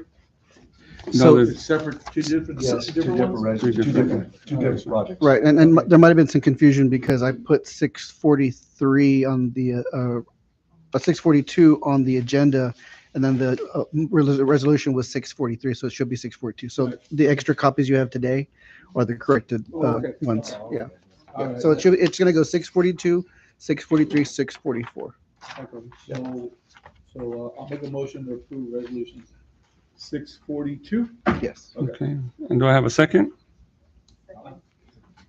I got a motion by Councilman Dominguez, a second by Councilman Garza to approve Resolution 642 to approve a financing agreement with K-Say State Bank based on government finance for Musco lighting at the city park for $51,600. So we'll open it up for discussion. I mean, Jesse, you want to? Yes, Mayor, this is part of the master plan of the park, and I think we have a picture of it. I don't have the master plan up here, but. So, can I ask you a question? Sure. So the 51, we're getting financed? Or Yes. So somebody gonna finance it? Yes, and I think it starts, we get a year. Yes, so. Year delay, and it starts next year. So based on the options that you also have in front of you with Musco Lighting, it's with KS Bank. So you have option 1, option 2, option 3. So the ADC board opted to go for option 3. Once I got some clarification from Nathan Willing was at closing means that once all the papers are signed and we begin production of materials. So I know there were in talks option 2, option 3. The difference would be that option 2, the first payment will be due once everything is signed. Option 3, the first payment will be due 1 year after everything is signed. So option 3, it's a little bit of a higher interest rate, but we basically buy ourselves a year before we have to actually expend any money. And what should y'all recommend? Option 3. Okay. You have a picture of that? The lighting? The lighting, real yes, it should quickly? be in here. So just to kind of, give a little back information here. We were looking at lighting. Right now, the park here has the solar lights. Some of them aren't working. I think when we had the last hailstorm, some of the solar panels broke and we got them replaced. But even when they are on, sometimes they don't stay. I don't know if maybe it's the way they're positioned, but sometimes like one light will be on, but this one won't be, and then opposite, sometimes the other one will be on. So I don't know if they're on some kind of solar thing or if it's a timer. But the EDC had talked about potentially putting one light fixture in the center of the park that could have multiple, I guess, lights that would be redirected into different directions. So, and not only would it light up the park nicer when we do have events like the one the VFW wants to have, but also we're able to control them on an app on the phone. So, we can turn them on and turn them off as needed. Nobody has to go out there and actually hit a switch or anything like that. So we can actually still keep them off when the park's not being used, and just the solar lights will continue to light up the park. But when we are going to have an event or something, we can, we don't have to go out there manually. We can turn the light on, and we have a really light. Because last time we had a big event out there, we had to rent the lights for the park, and so I think this will kind of keep that from us having to do that in the future. Right. But that's the lighting system right there. Well, There's a map the where they're location- going to put it, the location. Yeah, the location would be near the old pump house. So it's just one light? It's one light. But with- you can add features. Yeah. You can add lights and whatever. If you Yeah. You see right here- So that 51.6 is just one light, not the fixtures around it? Yeah, it's all the whole pole. The whole pole. 'cause it's- Installed, Yes. everything wired? Everything. No. And the reason why they kind of, we all looked at that location, you don't have to dig no electrical, it's all there. Yeah, there's an electrical box right there next to That's that. a- So it's electrical So box. if you, these are all lights right here, panels, right? Okay. So if you look over here, let me see where those red lines are? That's where the lights are gonna go, right?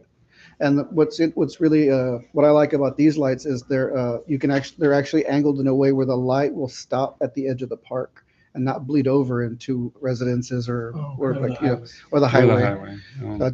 This is, you know, so like it's like I said, it's central to the thing. And if you're worried about the back end here, part of the master plan, hopefully one day we'll have some sort of large pavilion here or basketball courts. So there'd be lighting inside of it anyway. I mean, that's kind of what we have. But he mentioned that we can add light Yes. to the basketball. Yeah, yeah. If you wanted to add, let's just say a couple years from now, say, hey, we could use some more light. Well, they can actually add just one more of those boxes here Using the same to the same pole. Yeah. Yeah. So go back to that light.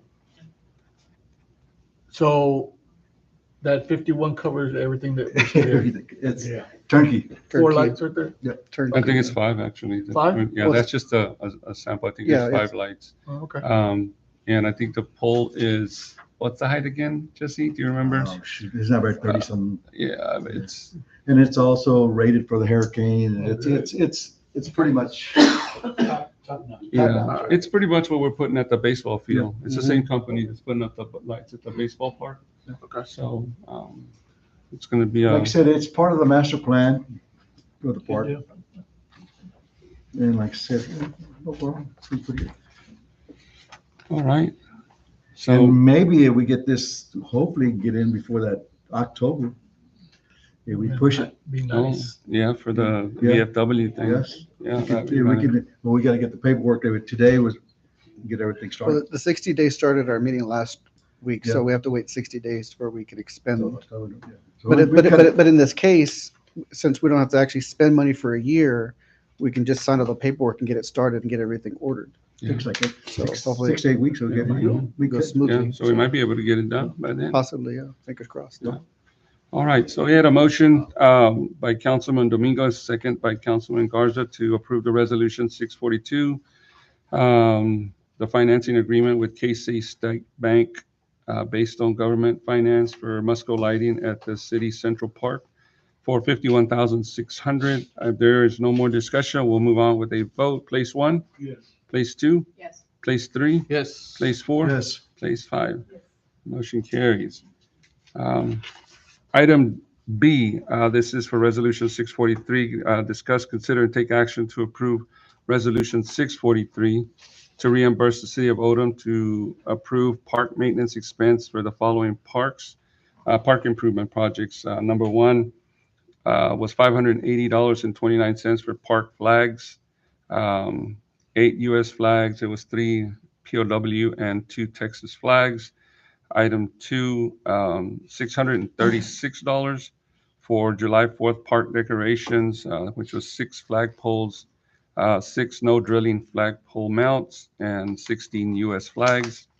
Item 3 was $1,165 for the installation of a solar flagpole LED light system for the Veterans Park flagpole. Item 4 was $5,779.55 to complete the upgrade to the Central Park restroom door security project previously approved. So I have a motion. I'm making motion to approve resolution 643 for 1, 2, 3, and 4. Motion by Councilman Dominguez. Do I have a second? I'll second. Second by Councilman Huerta for, to approve resolution 643 for item 1, 2, 3, and 4. So we'll move on to some discussion. Sal, if you want to just kind of share, with the public here, what we're. Yeah, so, I mean, obviously we have That was good. pride in patriotism here, and, we were kind of lacking in some of just the resources. So I know that we wanted to go ahead and just do a surplus of flags for our parks on a regular basis. I mean, with the wind and everything else, flags go pretty quick. And we were able to just have some up here at City Hall and some out in the maintenance shop. It's easier for maintenance staff to go out there and update that. 4th of July, there was a push to really decorate the park. I mean, we haven't really decked it out since Christmas, and that's what that second item is for. So we put 6 flags with no drill flagpole mounts out here in the main park, and then put 10 flags out in at the Veterans Park. So luckily we had some PVC piping out there that could actually hold the top of the pipe. So maybe next year we could add more flags and really go crazy. We'll get there when we get there. The LED system, that was in response to why we didn't fly a American flag at the Veterans Park 24/7. The law says it has to be lit 24/7, so that's what that was for. And then that 57, 79, 55, that was to complete the project. If you remember, the EDC had paid to get we had these sort of sliding metal gates, and we had to have staff open and close, and, then somehow it turned into one of our clerks having to leave their house here in town at 8 o'clock, make sure it's closed. So we decided to move forward with putting some industrial doors and also getting some magnetic locks. We were trying to get them where they could be controlled via an app, but it was just going to cost a little more because we would have to actually get a router and internet out there. So it's basically just set at a manual setting, but it's still magnetic. So right now it's set where it opens at 8 a.m. automatically and locks automatically at 8 p.m. And then when we get to the months where we have less daylight, we would go there and just manually adjust it to, close at 6 or lock at 6, whenever it gets dark. Can you also let the guys know that whenever they redo the flags, that no flag should be equal to the United States flag? They put them all together. Yeah, we just- And yeah. so they have to, no, there's no flag supposed to be. Right. Yeah, we had the discussion because there was some. Well, there was some discussion because someone had approached one of the because I came in and the POW flag was really low, like almost like in the middle, and right. So I did have a discussion with them. I said just keep them about 2 stars below the American flag, and we should be compliant. So yes. Mhm. So that's. So, Sorry, yeah, we're not gonna allow like back and forth discussion. With, I understand, but the new rules are, in place. Okay. You're able to, if you'd like to talk to Sal afterwards, you'll be welcome to. I appreciate it. Thank you. Okay, I'm sorry, go ahead. I was done. You were done. And we also, the attorney looked at, hey, we did all these correctly, and it's pretty much, it was part of the budget, and Okay. it's all done correctly. Because, people in the EC, we're gonna do pretty much everything what the attorney has to say. So all this has already been paid for. This is just for reimbursement, correct? Okay. Okay. Any other questions? Any other discussion? All right. So we have a motion by Councilman Dominguez to approve Resolution 643 to reimburse the City of Odem to approve park maintenance expenses for the following park improvements, which is item 1, 2, 3, and 4. If there's no more discussion, we'll move on to a vote. Place 1? yes. Place 2? Yes. Place 3? Yes. Place 4? Yes. Place 5? Yes. Motion carries. Okay, item C, this is Resolution 644. Discuss, consider, and take action to approve Resolution 644 to adopt 2025 Park Improvement Project for infrastructure improvement at various city parks. Do I have a motion on that? I make a motion that we approve resolution number 644. I'll second it. So a motion by Councilman Huerta, second by Councilman Falcon. So we'll go ahead and open it up to any discussion. I think Sal or Jesse, you want to? Is that, which is this, So this was put in place because, in order to make sure that we're doing things correctly. There wasn't really a strong sense of park improvement project. So this was just to put on the books. I mean, I'm not saying we did anything incorrectly, but just to be official, we should have something like this just as a marker. And then going forward, all these other things that we presented previously, I'll just sort of adds, it sort of just lines up a little easier. on that line, it should start also the 60-day period too, right, for the 6 to 60 day, or Yeah, did he explain? that's what he mentioned. Yeah. The attorney for EDC mentioned that this resolution would help out where any projects that's regarding the park. Right. We don't have to wait for 60 days. Right, because we already Because did. it's part of the project Right. already approved. Yeah. That's right. So that's, He's just trying to get, little people, Yeah. bookkeeping type.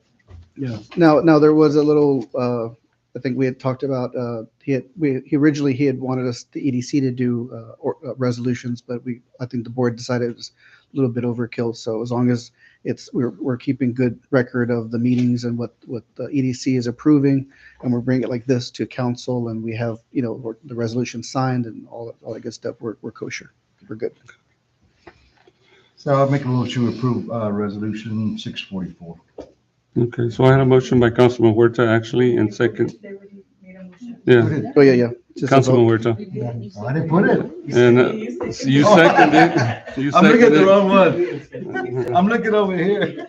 So we have a motion by Councilman Huerta to approve Resolution 644 to adopt the 2025 Park Improvement Project for infrastructure improvements at various city parks. Second by Councilman Falcon. If there's no more discussion, we'll move on to a vote. Place 1, place 2, place 3, Yes. place 4, Yes. place 5.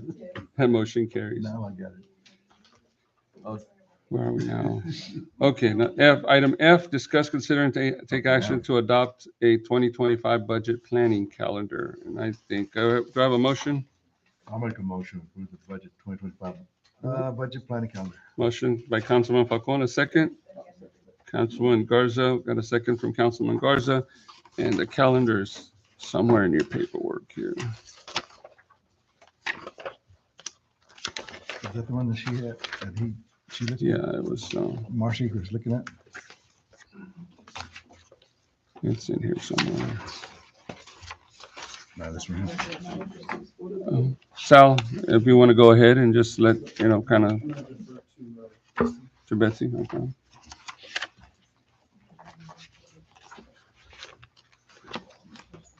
So we've already got the calculation of the no new revenue rule rates that's today.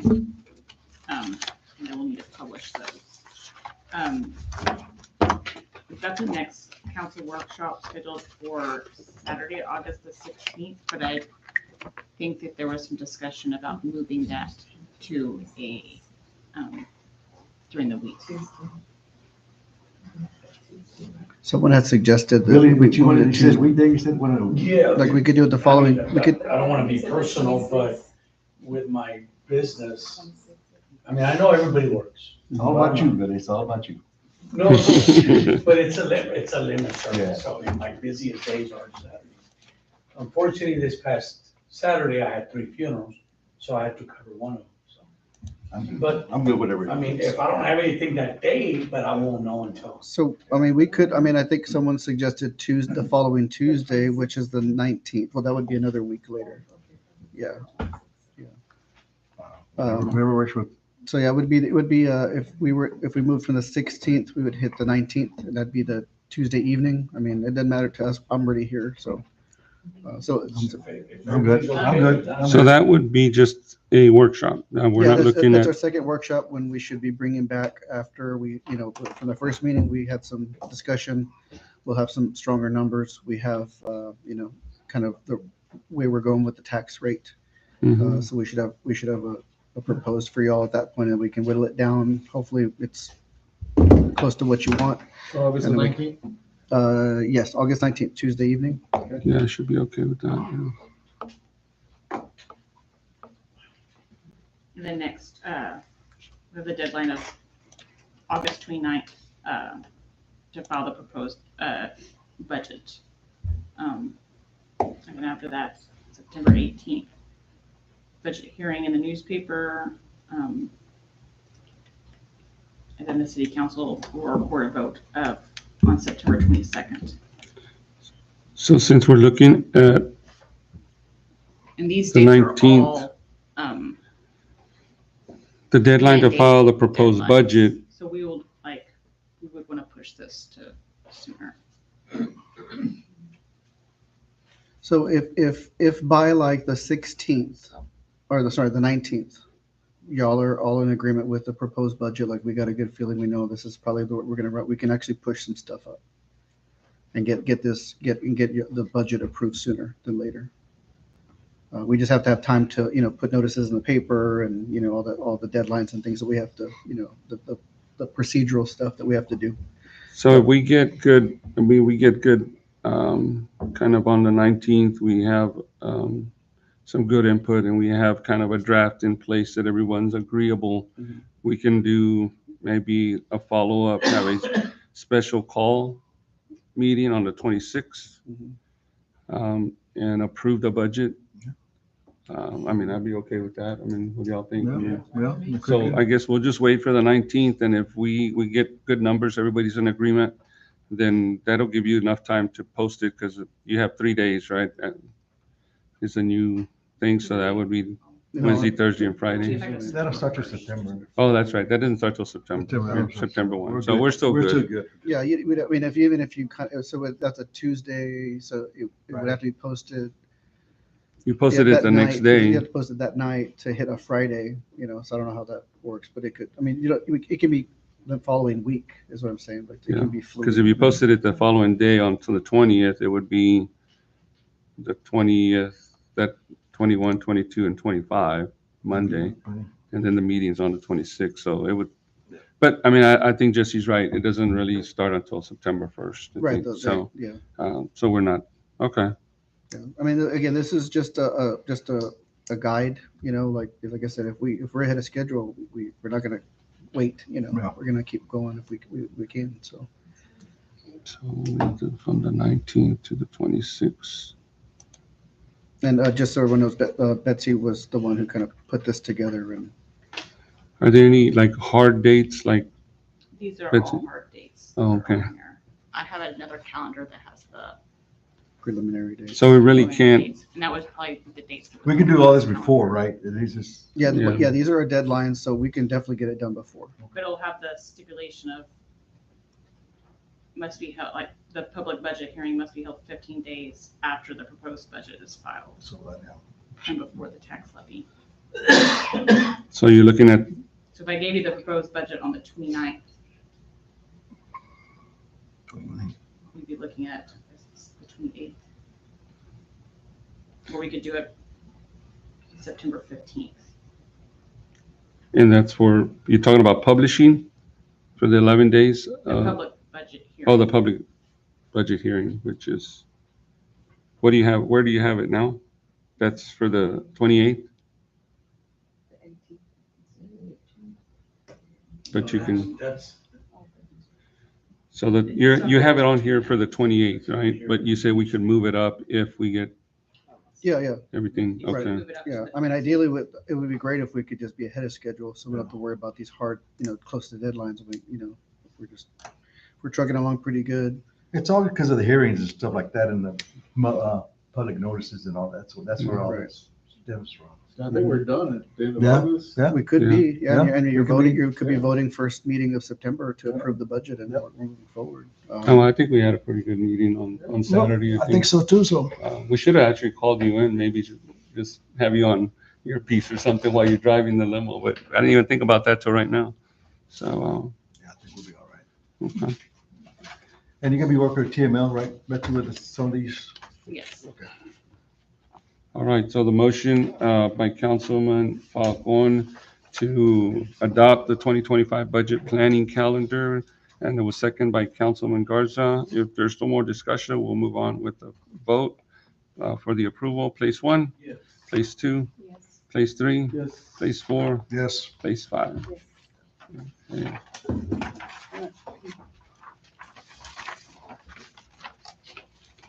All right, so we already did the F, G, and H, so we'll move on to item I.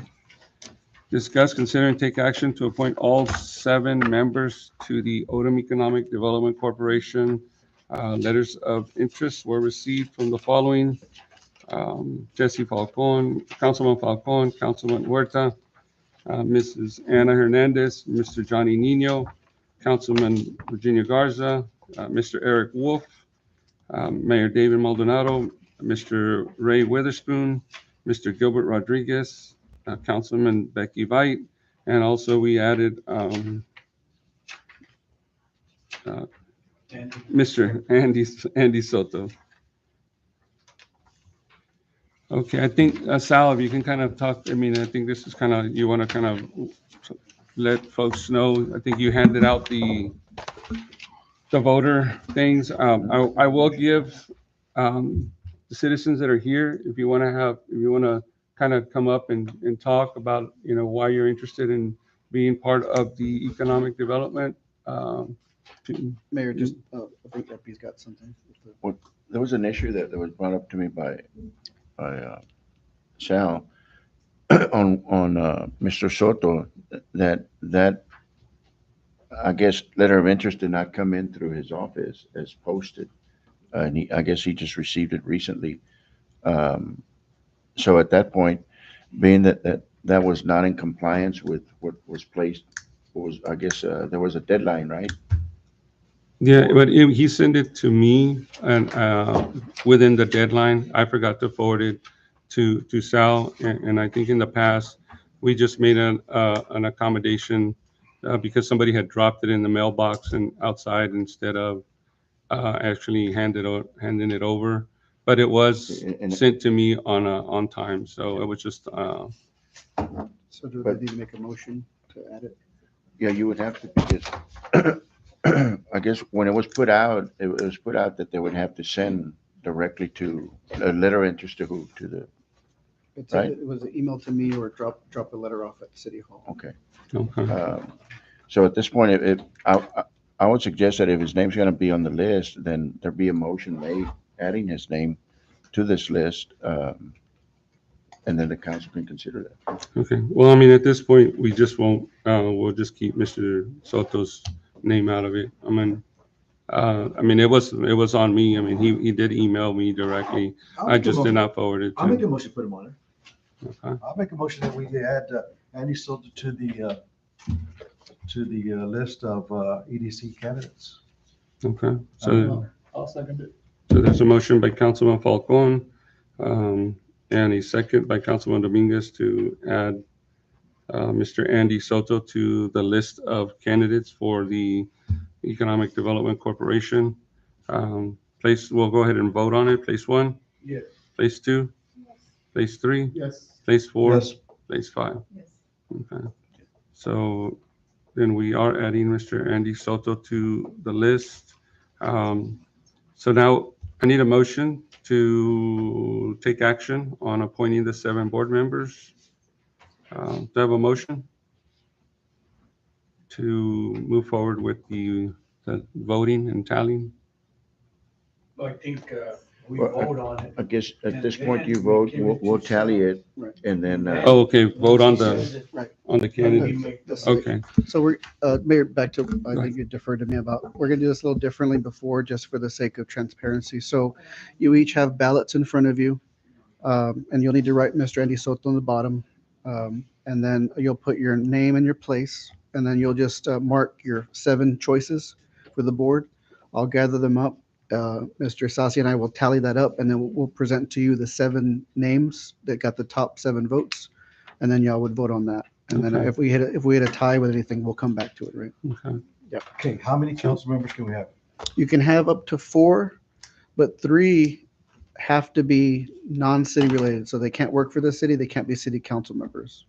So it's like, so you could essentially, if you want a 7-member board, 4 and 3. Yeah, 4 council members. Now, they don't have to be council members, but Okay. you can have up to 4, but 3 of your group must be. So what I'm gonna do, like I've done in the past, allow, everyone who's on the list to, maybe say a little bit about why they're interested. I'm just gonna go ahead and, instead of skip around, go down the list. Councilman Falcon, I mean, Yes, I'll give you as opportunity. you know, as I've been in the EDC for the last 4 years, I'd like to continue on to pursue the project. We have a master plan coming up for the park, and basically trying to follow up the master plan of the city. And we do have a master plan for the city for retail, improve our parks, and just and just like Adam Gursky said, buying retail, buying businesses, and bring them into the city. Because in a couple of years, we're gonna get bypass, so we gotta look into the future, not For here. sure. So Yeah. that's mine. Okay. Councilman Huerta? Yeah. Yeah, I'm the same way. I've been around ever since ETC started. So, the Billy Joe days.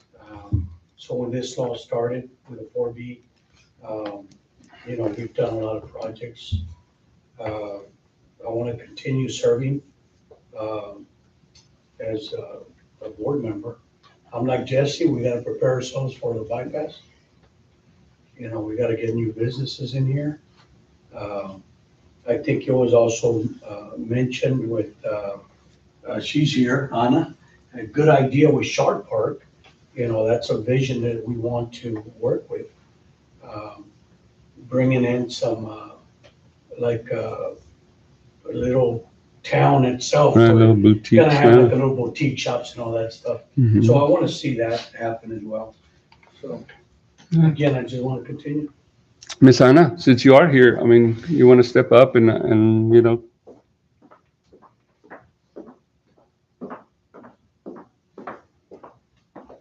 Good evening. I've been part of the EDC, I've been part of the Odem community for the past 5 years, and I've had the privilege of serving on the EDC for the past 2 years. I'm interested in continuing because I think that we are on the cusp of doing something pretty exciting for Odem. I believe that my past experience serving on boards in the state of Ohio when communities were going through transition provides me with very unique experiences to be able to look at everything that we have here. We have Shop Park, and as Billy and Jesse Falcone have mentioned, one of my goals and passions would be to do a couple things within our community. First and foremost, develop some leadership within using the economic development um, space to foster leadership within our community. I also think that with the Sharp Park, we could have a multi-use facility that would also serve as an incubator for small businesses. That we could have a place where there could be a place to go get an ice cream cone. You could go get, you know, your nails done, tattoos, who knows, but just a nice safe space for children, for families to have perhaps even a small pavilion for concerts and different types of venues. One of the projects that I was really excited about was the Easter egg drop that we've now held for the past couple years. So it's those types of ideas and perspectives that I want to continue to share with our community if I was to be selected as part of the EDC. Thank you. thank you. Mr. Nino, no, Mr. Nino's not here, but Mr. Nino has been a part of the EDC for the last year or 2 years? What was it? Year. For the last year. So, Councilman Garza, you'd like to? There's one of the EPKs that I've been there before, and there's a lot of new ideas that I have that I want to bring into the EDC to help our community, so we can grow. Like, I mean, we are going to get bypass. That's one of the main reasons too. So, and working with everybody, we can say like, hopefully we can have a good group. Okay, thank you. Mr. Eric Wolf, he's not here. As for me, I kind of kept my hands off the EDC over the last 2 years, but I have liked a lot of the things that they've done over the last 2 years. I also feel like, you know, Councilman Huerta and Councilman Falcon and Ms. Anna has talked about, you know, some of the things that they've done over the last 2 years, to kind of build on that, but not only like, you know, helping businesses but actually going out and getting a list. Well, I'm going to try to get a list over the next month or two of potential businesses that could come into Odem, to an environment like ours, to a city like ours. They're not big businesses, and they might not employ a whole lot of people, but it's a type of business that the city could use and be able to use the EDC to travel and make contacts with some of these businesses, and hopefully have something put together, some kind of a plan or even a video of some sort that we can actually start mailing out and sending out to potential businesses that, you know, are looking at places like Odem to kind of expand to. So, you know, those are my ideas for the future of the EDC. And like I said, I've kind of kept my hands off over the last 2 years. But I was just very interested in maybe continuing and getting back into it and trying to help out in that way. Mr. Weatherspoon?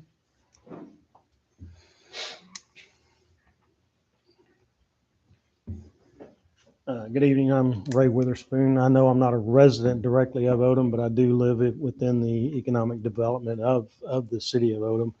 My family, all my kids went to school here.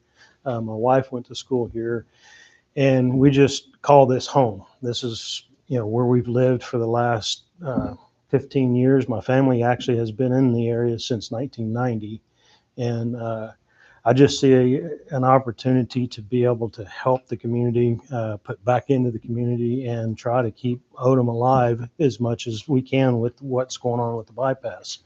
I come to the table with the experience of opening up a bait and tackle shop out in Flower Bluff. It was a 4.5-year project where we developed a hotel motel there, a complete marina system, and did bed and breakfast type renovations there on different houses in the Flower Bluff area. I have a little insight on, potential growth as far as, what the community could possibly get into as far as like a bed and breakfast type ideas. That's some things that we could think about doing. And the basic thought to me is we've got to turn our community into like a bedroom community to where people want to come here, want to stay here. We've got to be able to develop, some retail marketing, but, like y'all were talking about, not big companies, but something that's going to want, a boutique style that will actually bring people into the area and want to keep, growth going in the area. And that's where I'm at. All right. Thank you, sir. Mr. Rodriguez, come on.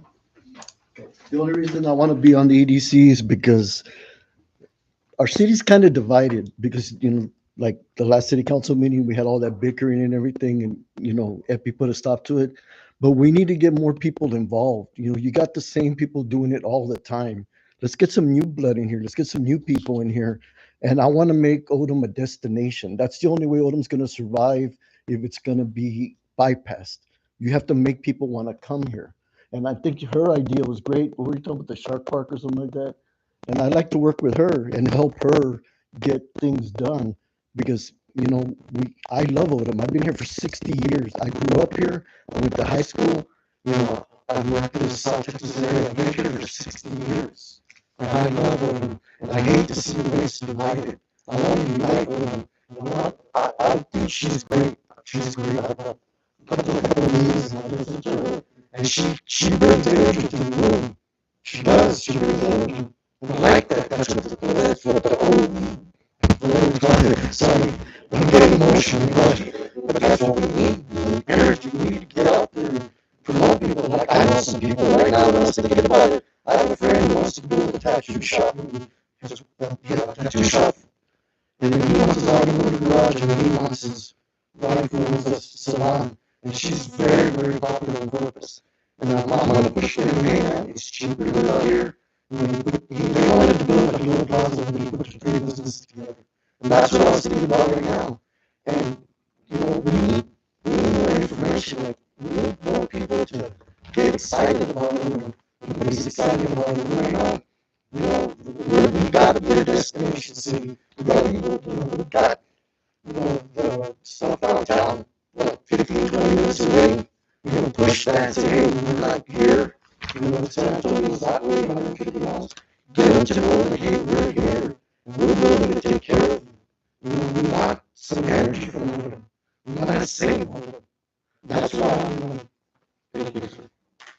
Anybody? I'm probably going to do this one because I've never been on the EDC. I've seen how it operates, and I just would like to get my feet wet so that I can be a part of the growth for Odem. And I would like to assist in any way. I admit I come with no experience in economic development or anything. I'm willing to learn. I'm willing to be a part of seeing Odem grow. I want to see us with the new things that I've seen in this meeting. I think the sky's the limit for us and what our capabilities are in our in our small town. And I would really like to be a part of that and help the economic development grow into something great. Thank you, sir. And I'm going to show those back here as well. So, Sal, I mean, if you can explain again what the process is and. So, if you don't have a ballot, you'll put your name and place on there, and you'll just pick your your seven appointees. I'll gather them up, and then we'll tally them up, and if it's a clear top seven vote getters, we'll present that slate to you, and then we'll vote. So you guys take your time, and once you're completed, just send them this way. We'll pass them over to Effie and Sal.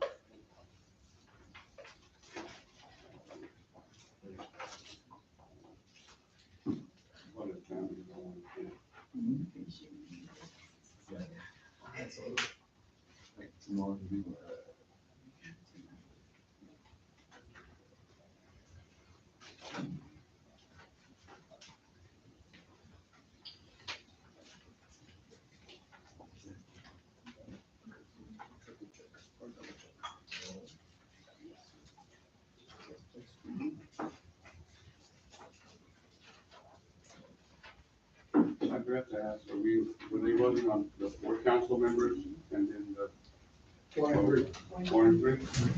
Okay. I don't know if it was just vote for the 7 if you wanted.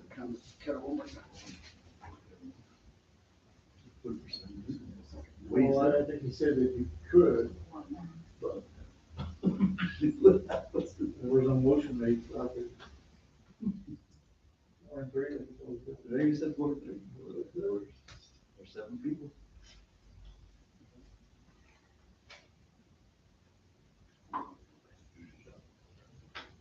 Just checking our numbers.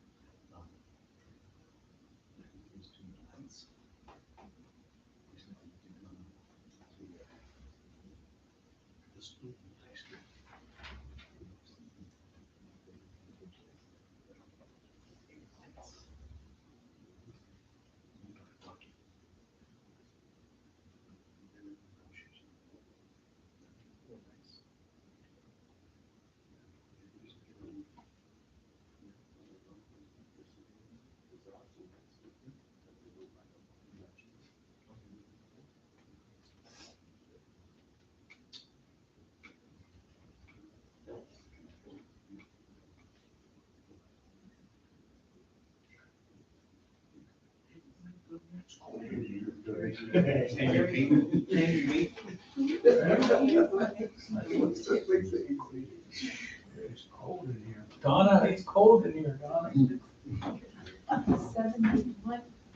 71, Billy. No, not here. You can hang me. This is when I notice arthritis kicking in. Oh, you're 70, right. Okay, it was 7. That's like me.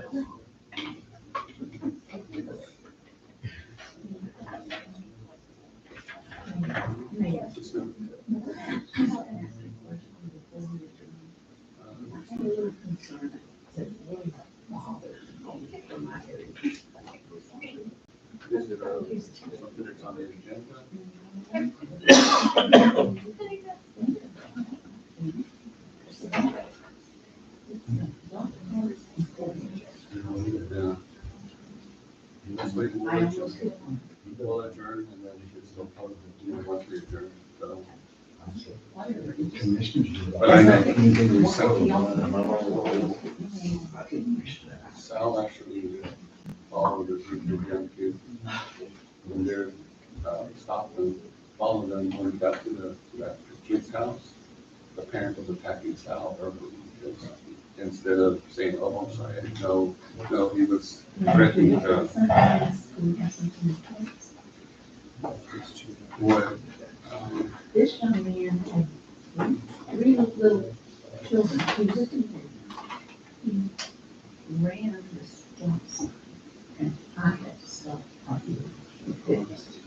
And we would have had 4 people on there. So about 54. No. This is the one I use. They're actually still. You places that runs a lot. So we have the top 7. The vehicles have that little space. So we have the top 7 here. No, there weren't any ties. Okay. So these are the top 7 top vote getters. All right. So the top 7 vote getters here are Councilman Jesse Falcon, Councilman Billy Huerta, Miss Ana Hernandez, Mr. Johnny Nino, Councilman Virginia Garza, Mr. Gilbert Rodriguez, and Councilman Becky White. So I make a motion that we approve the 7 board members as presented by Mayor. I'll second it. okay, got a motion by Councilman Huerta to approve the 7 highest vote getters. Second by Councilman Falcon. There's no more discussion. We'll move on with a vote. Place 1, Yes. place 2, Yes. place 3, Yes. place 4, Yes. place 5. Motion carries. So the new members, well, I mean, the new old members are in place now. So in per the bylaws, and I'll consult with Epi just to make sure, but there will be some staggered spots, right? So we'll, I think I'll get with him to find out what the legalities are first, and then just, just make sure we're following the bylaws, and if there's anything else, and then we'll present that, I guess, to the EDC board, and then we'll go from there. Does the council have any involvement in that part? Like deciding, It's like, an EDC. Right, What so- they're gonna do, the boards themselves, they're gonna draw lots.